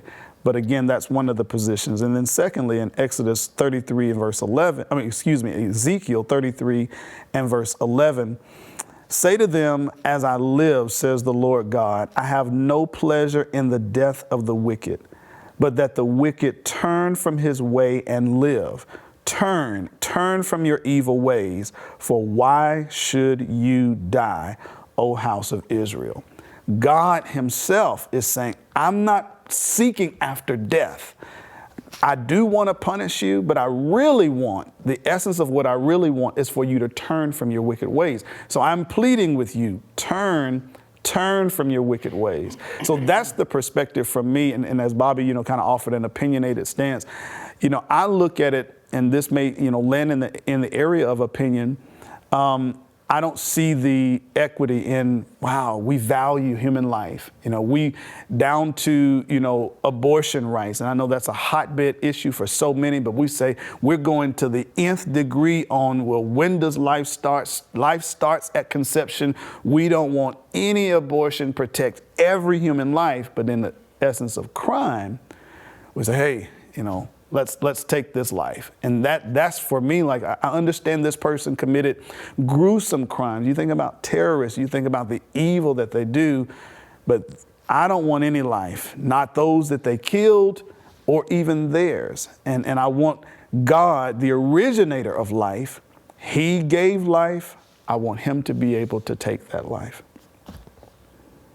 Bobby, what's your... I think that's not a strong argument. Sorry. I got one more verse, but I'm going to let Bobby go again. Come on in. So the passages that Anthony used were from the Old Testament, and it's really clear in the Old Testament that God teaches them to use the death penalty. So these are passages that talk about making sure that you don't kill an innocent person, which that would be right. You got to make sure, in fact, in the Old Testament, that God lays down the principles by which you make sure with witnesses that the person that you're giving the penalty to is the person who did it. And nobody can ever be 100% fail-safe, but we need to try to make sure that you're giving the proper penalty to the right person. And so I think those passages are there. And there's always compassion, even with the person who loses the way and kills somebody, and then in the Old Testament you have to take his life. There's still compassion, but it doesn't take away from the proactive teaching of capital punishment in the Old Testament. Here's one of the things with the Julius Jones case in Oklahoma. I don't know if you guys are familiar with it, but I am, because I got a friend who was a lawyer who's heavily involved in defending Julius Jones. And so I've heard the defense side of his argument very well. I've heard the other side very well. One of the conclusions I reached, and it's a conclusion that I've been told Julius actually reached, and the governor there, Governor Stitt, actually commuted his sentence. They didn't give him the death penalty at the last minute. But where Julius has told the friend of mine, and I think others, is like innocence can be a bit vague in my view, in terms of Julius has a compelling argument that he didn't do the killing. He does not have a compelling argument, in my opinion, from everything I've been told, that he didn't put himself in a series of positions that allowed him to be accused very credibly of this crime, and that he was involved in other activities that perhaps he never got caught doing, and he was running around with the people who actually did the killing. He actually was the guy that got killed. He was spotted, or he was somewhere in the guy's car. And again, he was his best friend is the guy that did the killing, and they had done other things together. And so he put himself in a position where if I couldn't have been framed of this crime, because he says his best friend framed him, spent the night at his house, planted the weapon and the bandana and some other things in his house. And a lot of what he describes, it's very plausible and credible, but Julius had been running around doing criminal activity and running around with dangerous criminals, where he put himself in a spot where they could frame him, and he could. And so I'm not sure if he's perhaps innocent of this particular crime, but the stuff that he perhaps got away with and the position he put himself in. There's all kinds of different ways to interpret. The wages of sin is death. And you run up a big debt of sin. Wow. There's a lot of different ways that your life can be taken. And sitting in a box for the rest of your life, basically you've died. It's just a much slower death. Let me just press you though on that a little bit, because this gets at some of the problem that I have with what's going on. That's the lack of clarity. So what you're saying is, hey, he may not have been guilty of this crime, but it's not a bad thing that they get him because he was guilty of similar crimes. What that can do, and maybe that's not what you're saying. Not exactly, but it's a fair interpretation. But it's this lack of clarity. So let's take something that a lot of people are talking about, people coming across the southern border, okay?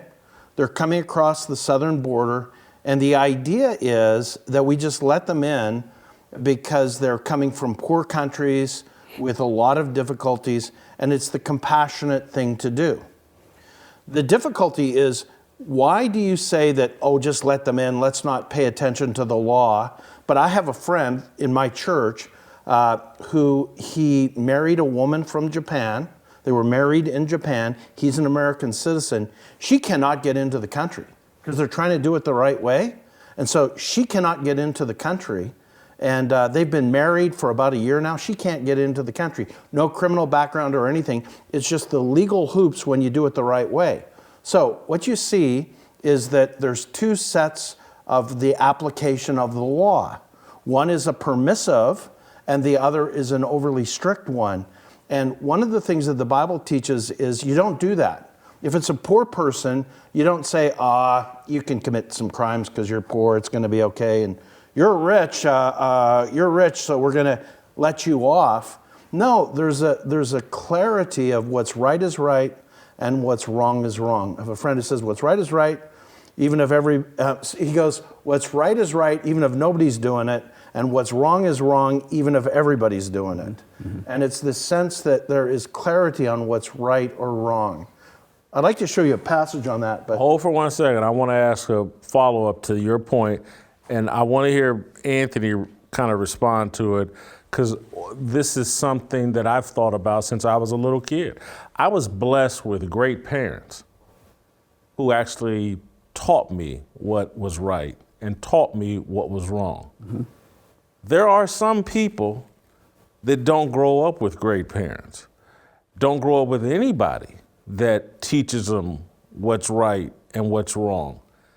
How do we deal with those? And I don't want to call names in my family, but there's people in my family I love to death whose foundation wasn't built the way my foundation was from childhood. And so I do have sympathy for them. And it's like no one instilled in them mm-hmm. that foundation. How should we look upon? I get why people are sympathetic towards those people. That's the inconsistency that he's laying out, the clarity, the inconsistency of how the law is done, even the compassion and empathy and sympathy that you have in that relation. That's why, for me, death is too harsh of a sentence to give without that clarity, without that understanding, and definitely without that consistency. There are those now in our justice system that have done, horrendous, serial rape. They get probation. You have these others that get, a certain amount of, back payments on their child support, and they're locked up for 2 or 3 years. Like, how does this line up? And as it relates to the death penalty, we see with the Julius Jones and with others where, it could have been, and well, I don't know, and well, it seemed like, well, we need almost an act of God to, wait a minute, hold on, guys, let's not commit, let's not kill them over this. There was an instance, Bobby mentioned that, I gave those Old Testament passages, and yes, in the Old Testament, God did some killing, commanded some killing as it relates to sin. John 1, around verse number 15, it says that Moses brought the law, but Jesus comes with grace and truth. So in John chapter 8, Jesus is on a scene where elements of the law were on the stage. He talks about how in the Old Testament, God instituted some, hey, if there's a crime that happens, I need to see, there needs to be witnesses. This needs to be verified. So in John chapter 8, teachers of the law, they come to Jesus. We have caught this woman in the act.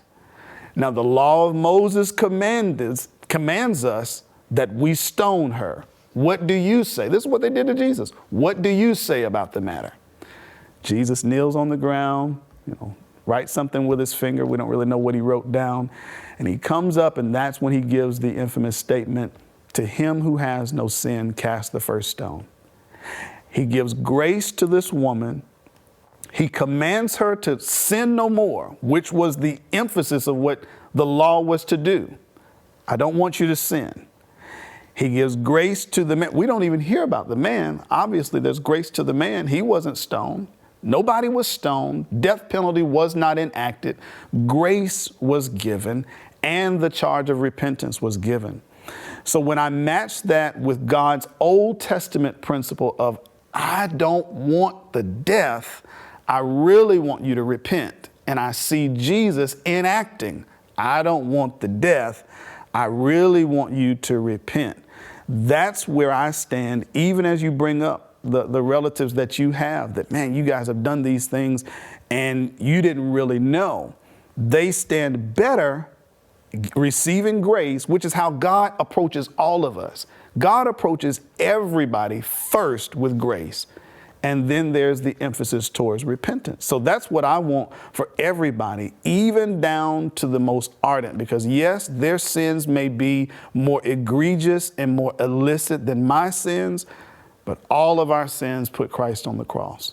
And so if they're guilty of death, the wages of sin being death, I'm guilty of death. The wages of my sin is death, but Christ died for the ungodly. So that's where, as far as giving that death penalty. Now, Bobby talks about, and we shared an article the other day, or he shared an article with me the other day about this.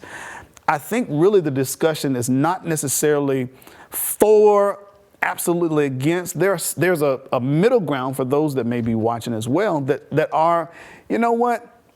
We live in a country that has the death penalty, okay? I personally may not agree with it, but as it being a part of the law of the land, okay, this is where our law is. Can I fight that law? Can we do things to kind of stop it? There have been states that have kind of paused the death penalty because of so many mistakes. So, okay, they do that. And we can work more towards getting the system to be more consistent, being more clear on our laws. If we can get to that place, then the death penalty may not necessarily be there. But as a parent, looking even at my kids, the consistency of the law becomes a deterrent to them, because they know if this one does it, I'm going to get the same thing when I do it. But when we have that inconsistency with the death penalty, I can't stand behind that biblically and morally. It's good. So one of the things, before you respond, that I think Anthony has done a really good job at, and it's this thing that if we're going to follow Jesus, we have to put front and center. It's grace and truth. So if all it was is truth, we'd all get blown away. Because even today, each of us in this room, we've done things, maybe lusted after somebody, or, we would have done things. If all it is truth, human beings are going to get wiped out. Yeah. Okay, but if all it is grace, then there's no sense of God's holiness and what's right and wrong. And so it's this combination of grace and truth. Now, if I can, I referred to a passage in the Old Testament. I want to see if we can put it up on the screen. It's Leviticus 19:15. Jason, when you and I talked the other day, I had stumbled across it, and I think this is a really good passage. Okay, Leviticus 19:15. Do not pervert justice. Do not show partiality to the poor or favoritism to the great, but judge your neighbor fairly. And so I would advocate that when it comes to these things that we're talking about, that there is a place, a very important place for clarity around right or wrong. Now, clemency is a real thing, but clemency is something that is done after the fact when, in fact, justice has been applied. And that's really God's nature. I want to follow up on, because your Leviticus still rich and poor. Yeah. And I just want to be on the record.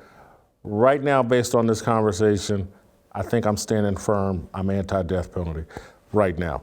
But because, and I want this rich and poor thing is important to me because, one, I think we talk far too often about race and not about economics as it relates to the criminal justice system. And what is built into our criminal justice system and all of American society is people of means are better able to defend themselves, protect themselves. The systems work better for people with money. And that's built into our criminal justice system. And so a lot of times we run in and just, it's race. Well, the system's unfair to black people. And it's really, as OJ showed us, it's unfair to poor people. And so when we say we can't give a different form of justice to the rich and the poor, our system, the way it's set up, does that naturally. And as someone of wealth, I can afford the best attorneys. A poor person gets stuck with a public defender who's busy as heck and doesn't have time to devote the kind of energy that OJ could pay for and all that. And so when a system has it built in that it favors the rich, how can we then say that, hey, we got to make sure that the poor and the rich get treated the same? Well, we got to change the system. If the system is doing that, that's an unjust system. And as followers of Jesus, we ought to be in there doing what we can to change the system. And so you just made a big statement that you're for criminal justice reform, no different than a lot of the woke people in this society. So if it's right, it's right, who's ever advocating for it. And so what someone like myself might say is like, well, now that I'm on the other side of the tracks, I started out on one side. I like the system that I can afford, and what I'm afraid of is that in order to make it fair for everybody, you're going to lower the level of defense I can buy, and now the state, which has unlimited resources, I'm more vulnerable to the state. And so it's a very... But here's the thing about that, Jason, is that when we're really advocates of justice, we've got to be true advocates of justice for everybody. It can't just be we're going to vote for or uphold things that benefit us. Justice is justice for everybody. And as people who follow Jesus, that's where we've got to stand. Totally agree. And I think if push came to shove, that's where I would come down. But when I'm looking at a system, take the Kyle Rittenhouse case. If we were able to evaluate things without looking at the racial element, we would be looking at it like, oh my God, look at these prosecutors and what they're doing. And my God, they're doing this to Kyle Rittenhouse on live TV. Could you imagine what they do when there are no cameras and it's a poor person sitting in that chair? Yeah. But because we got our racial goggles on, it's like we never get to have that discussion. And so I look at that Rittenhouse trial and I'm like, whew, let me put some more money in the bank because I want to be prepared. If the state comes after me, they'll do anything. Yeah. But think about also how some criminals, they're caught on an issue that may lead to something bigger and they get to plea deal out of a very serious crime, whereas others may not get that plea opportunity. And based on what you just brought up with Kyle Rittenhouse, some cases, because of their polarization, because of the media attention that it may get, it sways how we even respond to those cases. And that's, again, where with all of these elements of inconsistency, we're getting ready to put somebody to death for all of that. Even when we talk about things like, you bring up, I'll let you, but even when we talk about things like, clemency and all of that, it takes years and letter writing and appeal and the right governor and the right sentiment at that time to line up. And oftentimes it is at the last moment that DNA showed he wasn't even there, or they weren't even, okay. Like that's the hand in which we put death. I'm good with grace and truth, and I'm good with, okay, let's uphold consistent justice. But as we give grace, no, you're not going to be put to death, but the word teaches, and I'm going to give you that same biblical truth, and we move on as a country. You know why I like the point is, bottom line, I think what we're saying is we haven't built a criminal justice system that's good enough to have the death penalty as a potential outcome. It's just not strong enough, consistent enough, fair enough. You know what? I think that's a strong argument for what you're saying, because at the end of the day, I just want to keep coming back and saying we've got to have justice all the way through. Mm-hmm. You can't pick and choose. If you're going to be consistent, you got to be consistent all the way. And if it's not fair, if it's a corrupt system, I think that's a strong argument. You better be careful if it's a corrupt system. All right, I want to switch to a different topic. We'll somewhat lighten the conversation. I wanted you guys' take on Kanye West and his Thanksgiving prayer. We had this discussion, I think, yesterday. Myself and Delano and Shamika, Michelle, and I wanted a biblical point of view on Kanye, one, calling this a prayer. It didn't sound like much of a prayer to me. It sounded more like a confession. Mm-hmm. But let's, for people that didn't see it or haven't heard it, I think we got a 2-minute chunk or 3-minute chunk of Kanye's Thanksgiving prayer, basically begging Kim Kardashian to take him back. And I want you all's take. On this Thanksgiving, I'm so thankful for family, my blood family, my fans, and our haters. We love you too. All I think about every day is how I get my family back together and how I heal the pain that I've caused. I take accountability for my actions. New word alert, misactions. The one thing that all my successes and failures have in common is me. Let's start with A, alcohol. I would drink to take the stress away, to knock the edge off. Drinking affected my health and the health of people around me because I already had a hair-trigger temper, and this just heightened it. B, episodes. I went into a manic episode in 2016, and I was placed under heavy medication. Since then, I went on and off the medication, which left me susceptible to other episodes, which my wife and family and fans have had to endure. When I got saved, it did not immediately make me a better person. It made me a self-righteous Christian. I was arrogant with my Jesus, like I had just got me some Jesus at the Gucci store with a stimulus check. Let's go with politics here. Good Lord, my wife did not like me wearing the red hat. Being a good wife, she just wanted to protect me and our family. I made me and our family a target by not aligning with Hollywood's political stance, and that was hard for our marriage. Then I ran for president without proper preparation and no allies on either side. I embarrassed my wife in the way that I presented information about our family during the one, and thank God, only press conference. I've had to learn that I had to take accountability.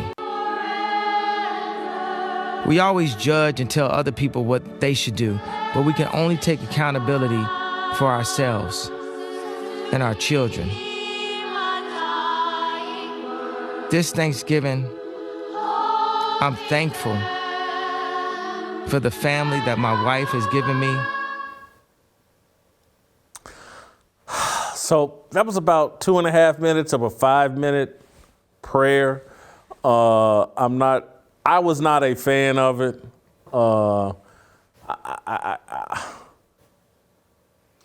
I don't think that should be put out in the public sphere. I think Kanye is in love with attention and fame more than anything else. And, you know, it's an addiction that he can't kick.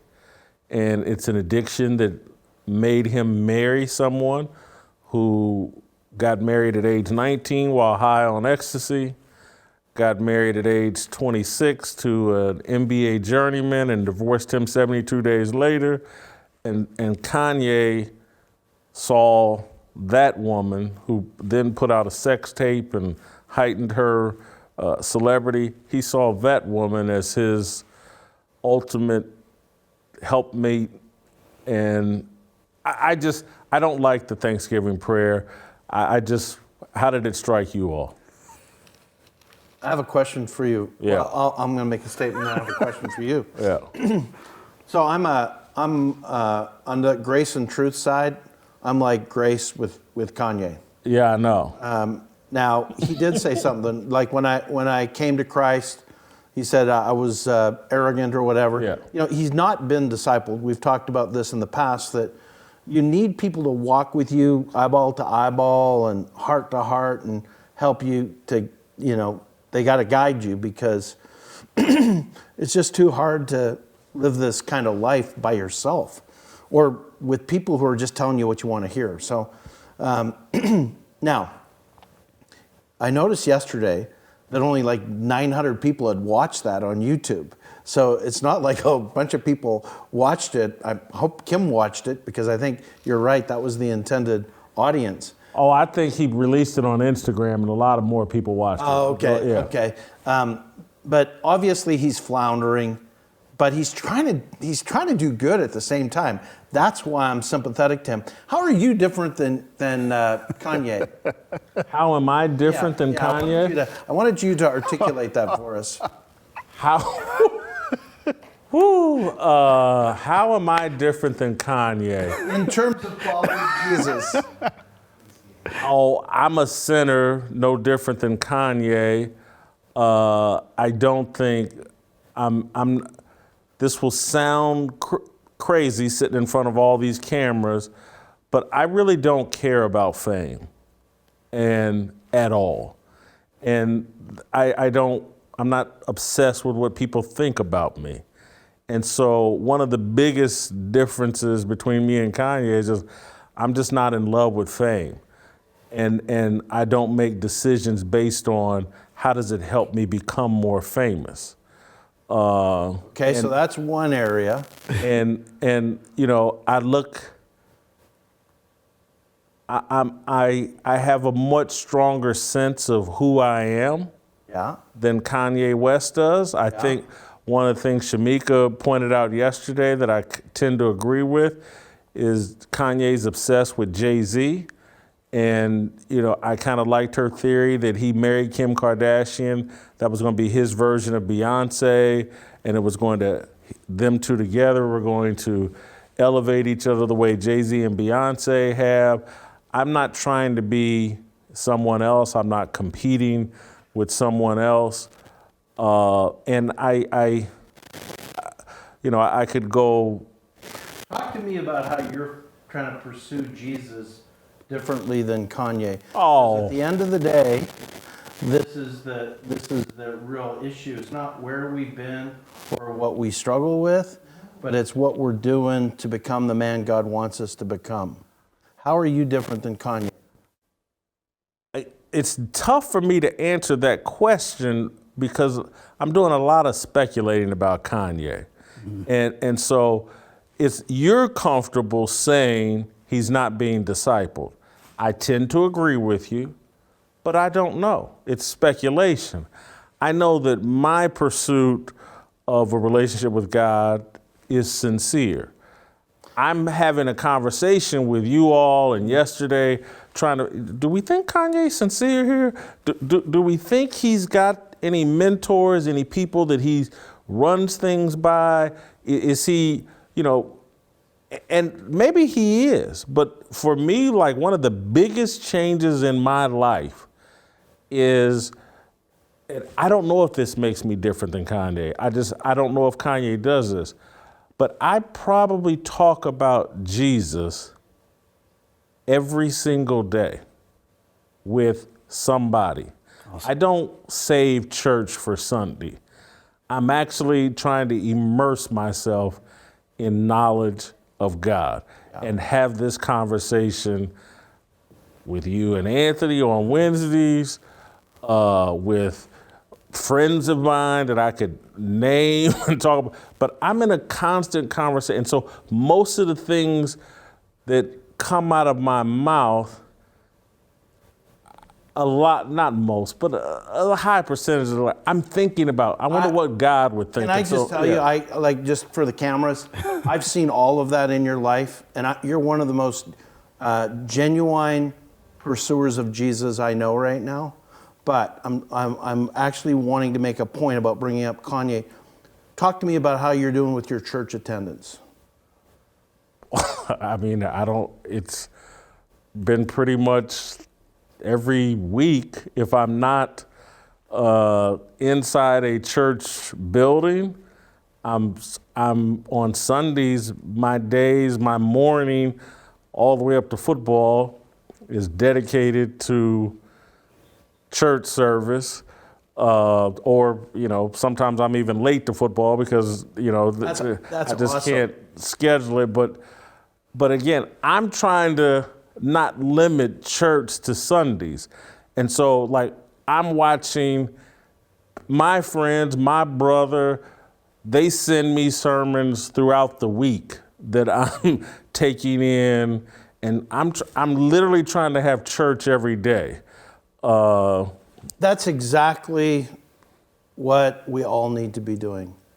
And it's not just being a part of church, which I'm glad to hear that that's something you're pursuing, but you have discipling relationships with people like me and Anthony and others.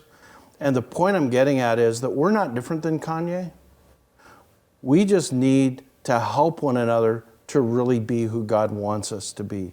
And that involves discipling relationships. It involves active involvement in church. It involves people in our lives who are going to tell us what we need to hear and who are going to love us enough to walk us through it. And so I just hope that Kanye has that. And that's what I wanted to get at.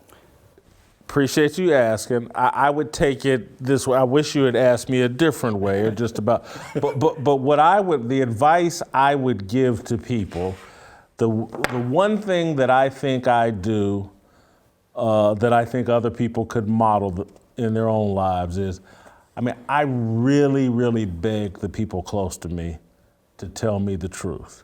Awesome. And uncomfortable truths, and even they'll know that they're about to irritate me, and I'll know that they're about to irritate me. My mother could attest to this. It's like, because me and my mother disagree about a lot of things, but the things she'll hear from me constantly is like, don't tell me what I want to hear. Tell me what you really think, even if I disagree with it, Mama. Go ahead. Mm-hmm. And I say it to Uncle Jimmy, and me and Uncle Jimmy been friends for 25 some odd years or whatever, and we have some differences of opinion. This is so good. We all need this, what you're talking about.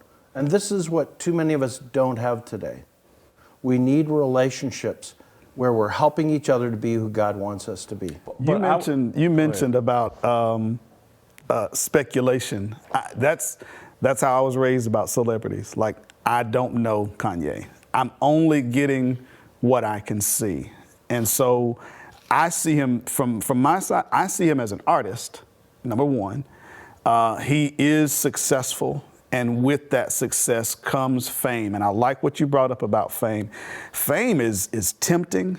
Fame is, it's like a drug, but it's weird in that you have to take it, but you also have to feed it, You have to keep doing things to keep you famous, but you like what fame gives you. So there's that struggle that many people who are successful, they struggle with that dynamic.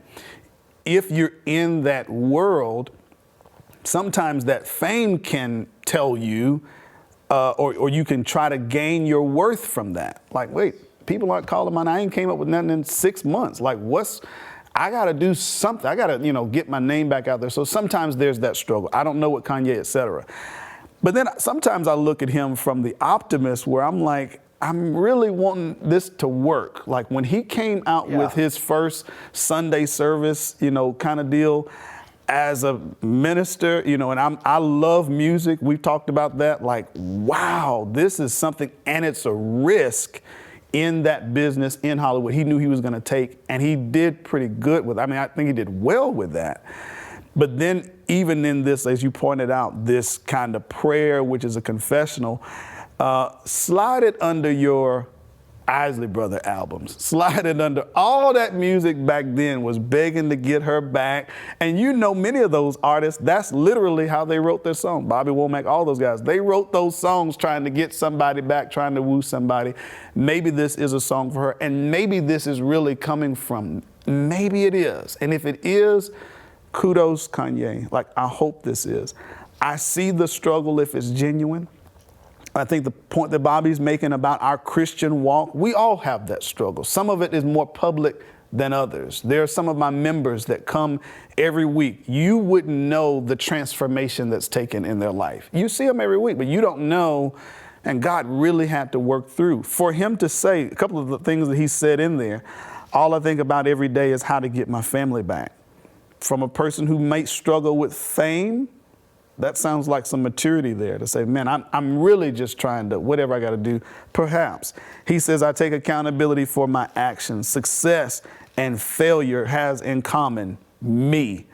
He talks about how his coming to Jesus, he said, I was arrogant with it. Like, those are some bold statements to put out anyway. And you claim to be, you know, I'm trying to follow Christ, and you put that out because those are daggers that those who oppose you could use again. Man, you know, this was all about this. So again, if this is genuine, and I know that's the criticism of most people. This is just another, you know, fame grab.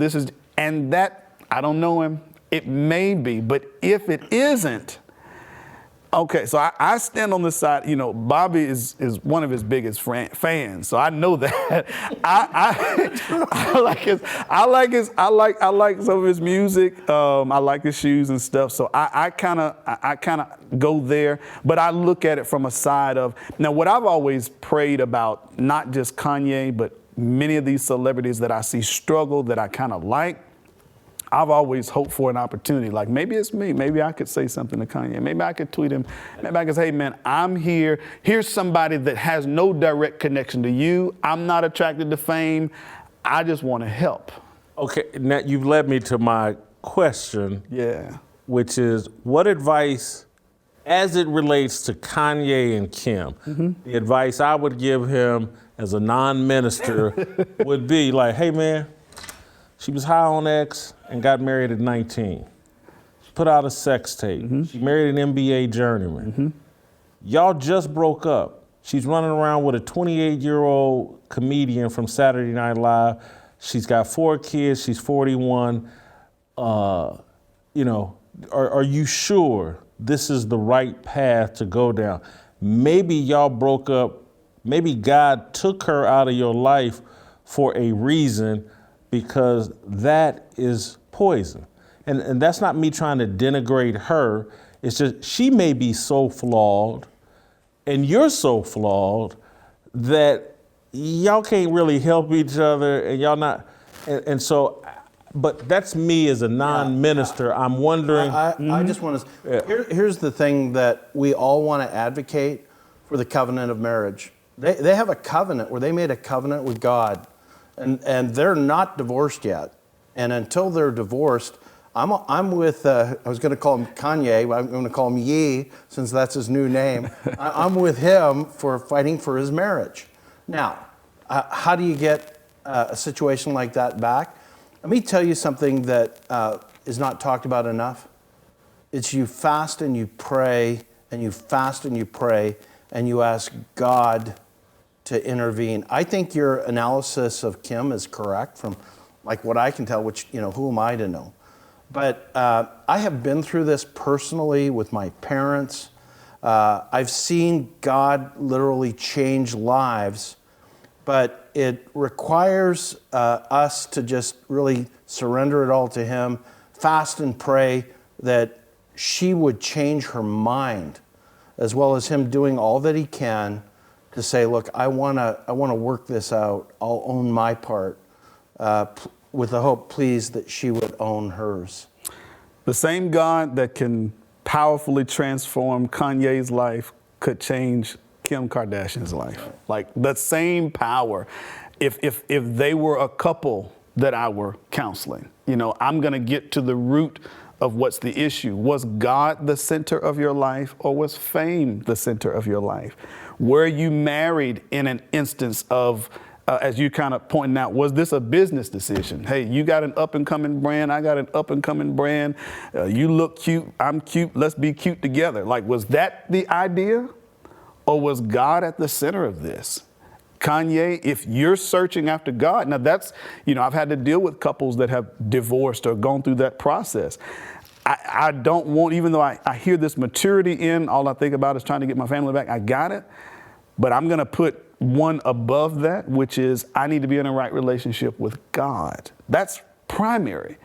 And if we get that together, then we can get to the rest of these things on the list. Same I would say to her, if I had them together, I would rather you, because, as Bobby pointed out, we fight for marriage, like we do. And as crazy as it may seem, I think about, just look at how people might look at us from a different vantage point. Mary and Joseph, Jesus' parents, and they had some drama before Jesus came along. They weren't solidly married yet. They were still kind of engaged. She gets pregnant, not by Joseph. Like, that was around the town. Like, what kind of drama? Y'all probably don't need to be. No, God does some things. So God may have something here. God, as you pointed out, could be, hey, it's time for you guys to move on. Or it could be, hey, we need to get this thing right. But I'm trying to get God in the center of all of it. And when you put him in the middle, as he tells us, all these things will be added unto us. I'm going to end this discussion by telling something that will be somewhat interpreted as me making a joke about myself. Hey, can I interject? Go ahead, I want to add one thing. Yep. One of the things that you and I value, that we value on Tennessee Harmony, is transparency. Yeah. And one of the reasons why I'm a big Kanye advocate is because he's transparent about his sins. Just like you're transparent, I'm trying to be transparent. I think the first thing we all have to recognize is when you say you're going to follow Jesus, it's because there's stuff in our lives and none of us has it all right. And Amen. I just wanted to get that out there, that we all share that in common. And that's why I really care about Kanye and this whole conversation. He's trying to be transparent, even though he messes up. And so maybe Kanye is attempting to do this, but he's got to, I agree with Anthony, he's got to get right with God before he'll be able to get right with Kim or anybody else in his life. And I say this not to crack a joke, not to embarrass myself, but I'm just sitting here thinking about my own journey and just how foolish we can be as men. And I tell this story amongst my friends. My very best friend is a guy named Frank Barnes. We played college football together. And when I was in Kansas City, God sent a couple of women that were great candidates for marriage. Awesome candidates. But I was so blinded and so detached from God, I couldn't even remotely recognize them. And I joke with my best friend about this. This probably happened when I was 28, 29 years old. And it's so vivid in my mind that, because me and this woman were friends and great woman. She comes out, I'm at a Derek Thomas celebrity golf event. My best friend comes in from Chicago to participate. We're socializing, partying with Derek Thomas and all these other celebrities. Golf tournament. This woman's all into me. She gets all dressed up, comes out to that golf event. And I'll never forget, and I'm not saying this, Frank, to embarrass you if you're watching or someone sends it to you, but I remember my boy Frank was like, because I was dating this other girl at the time, and he was like, that girl ain't got no booty. You gonna walk away from, I'm not gonna call the other woman's name, for that? And my dumb, hey, yeah, you right.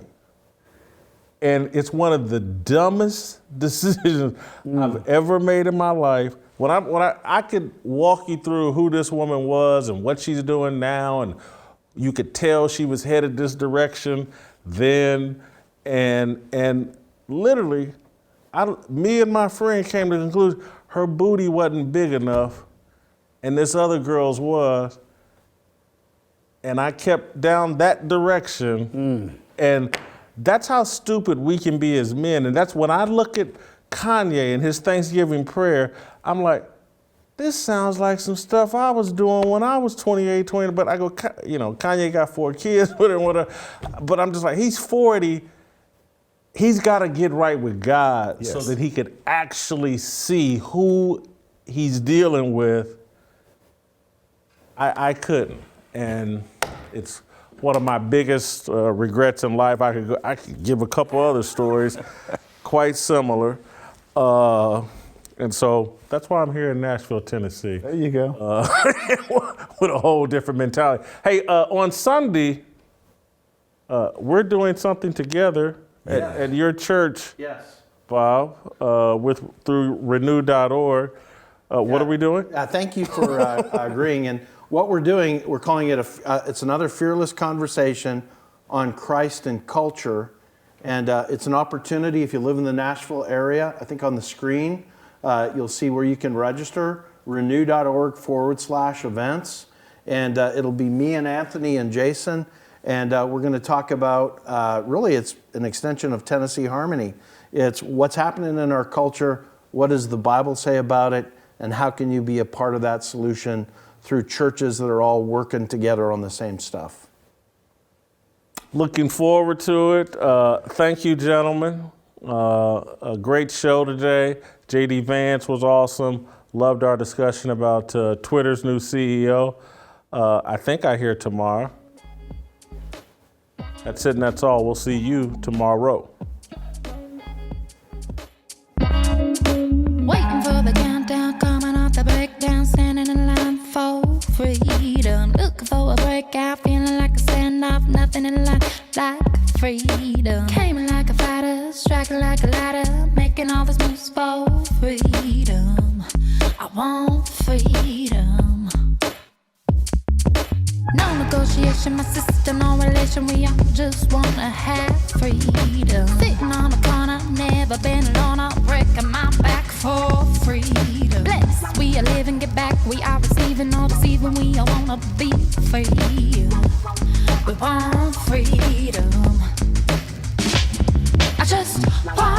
I wanna be. I wanna be. I wanna be. I just want.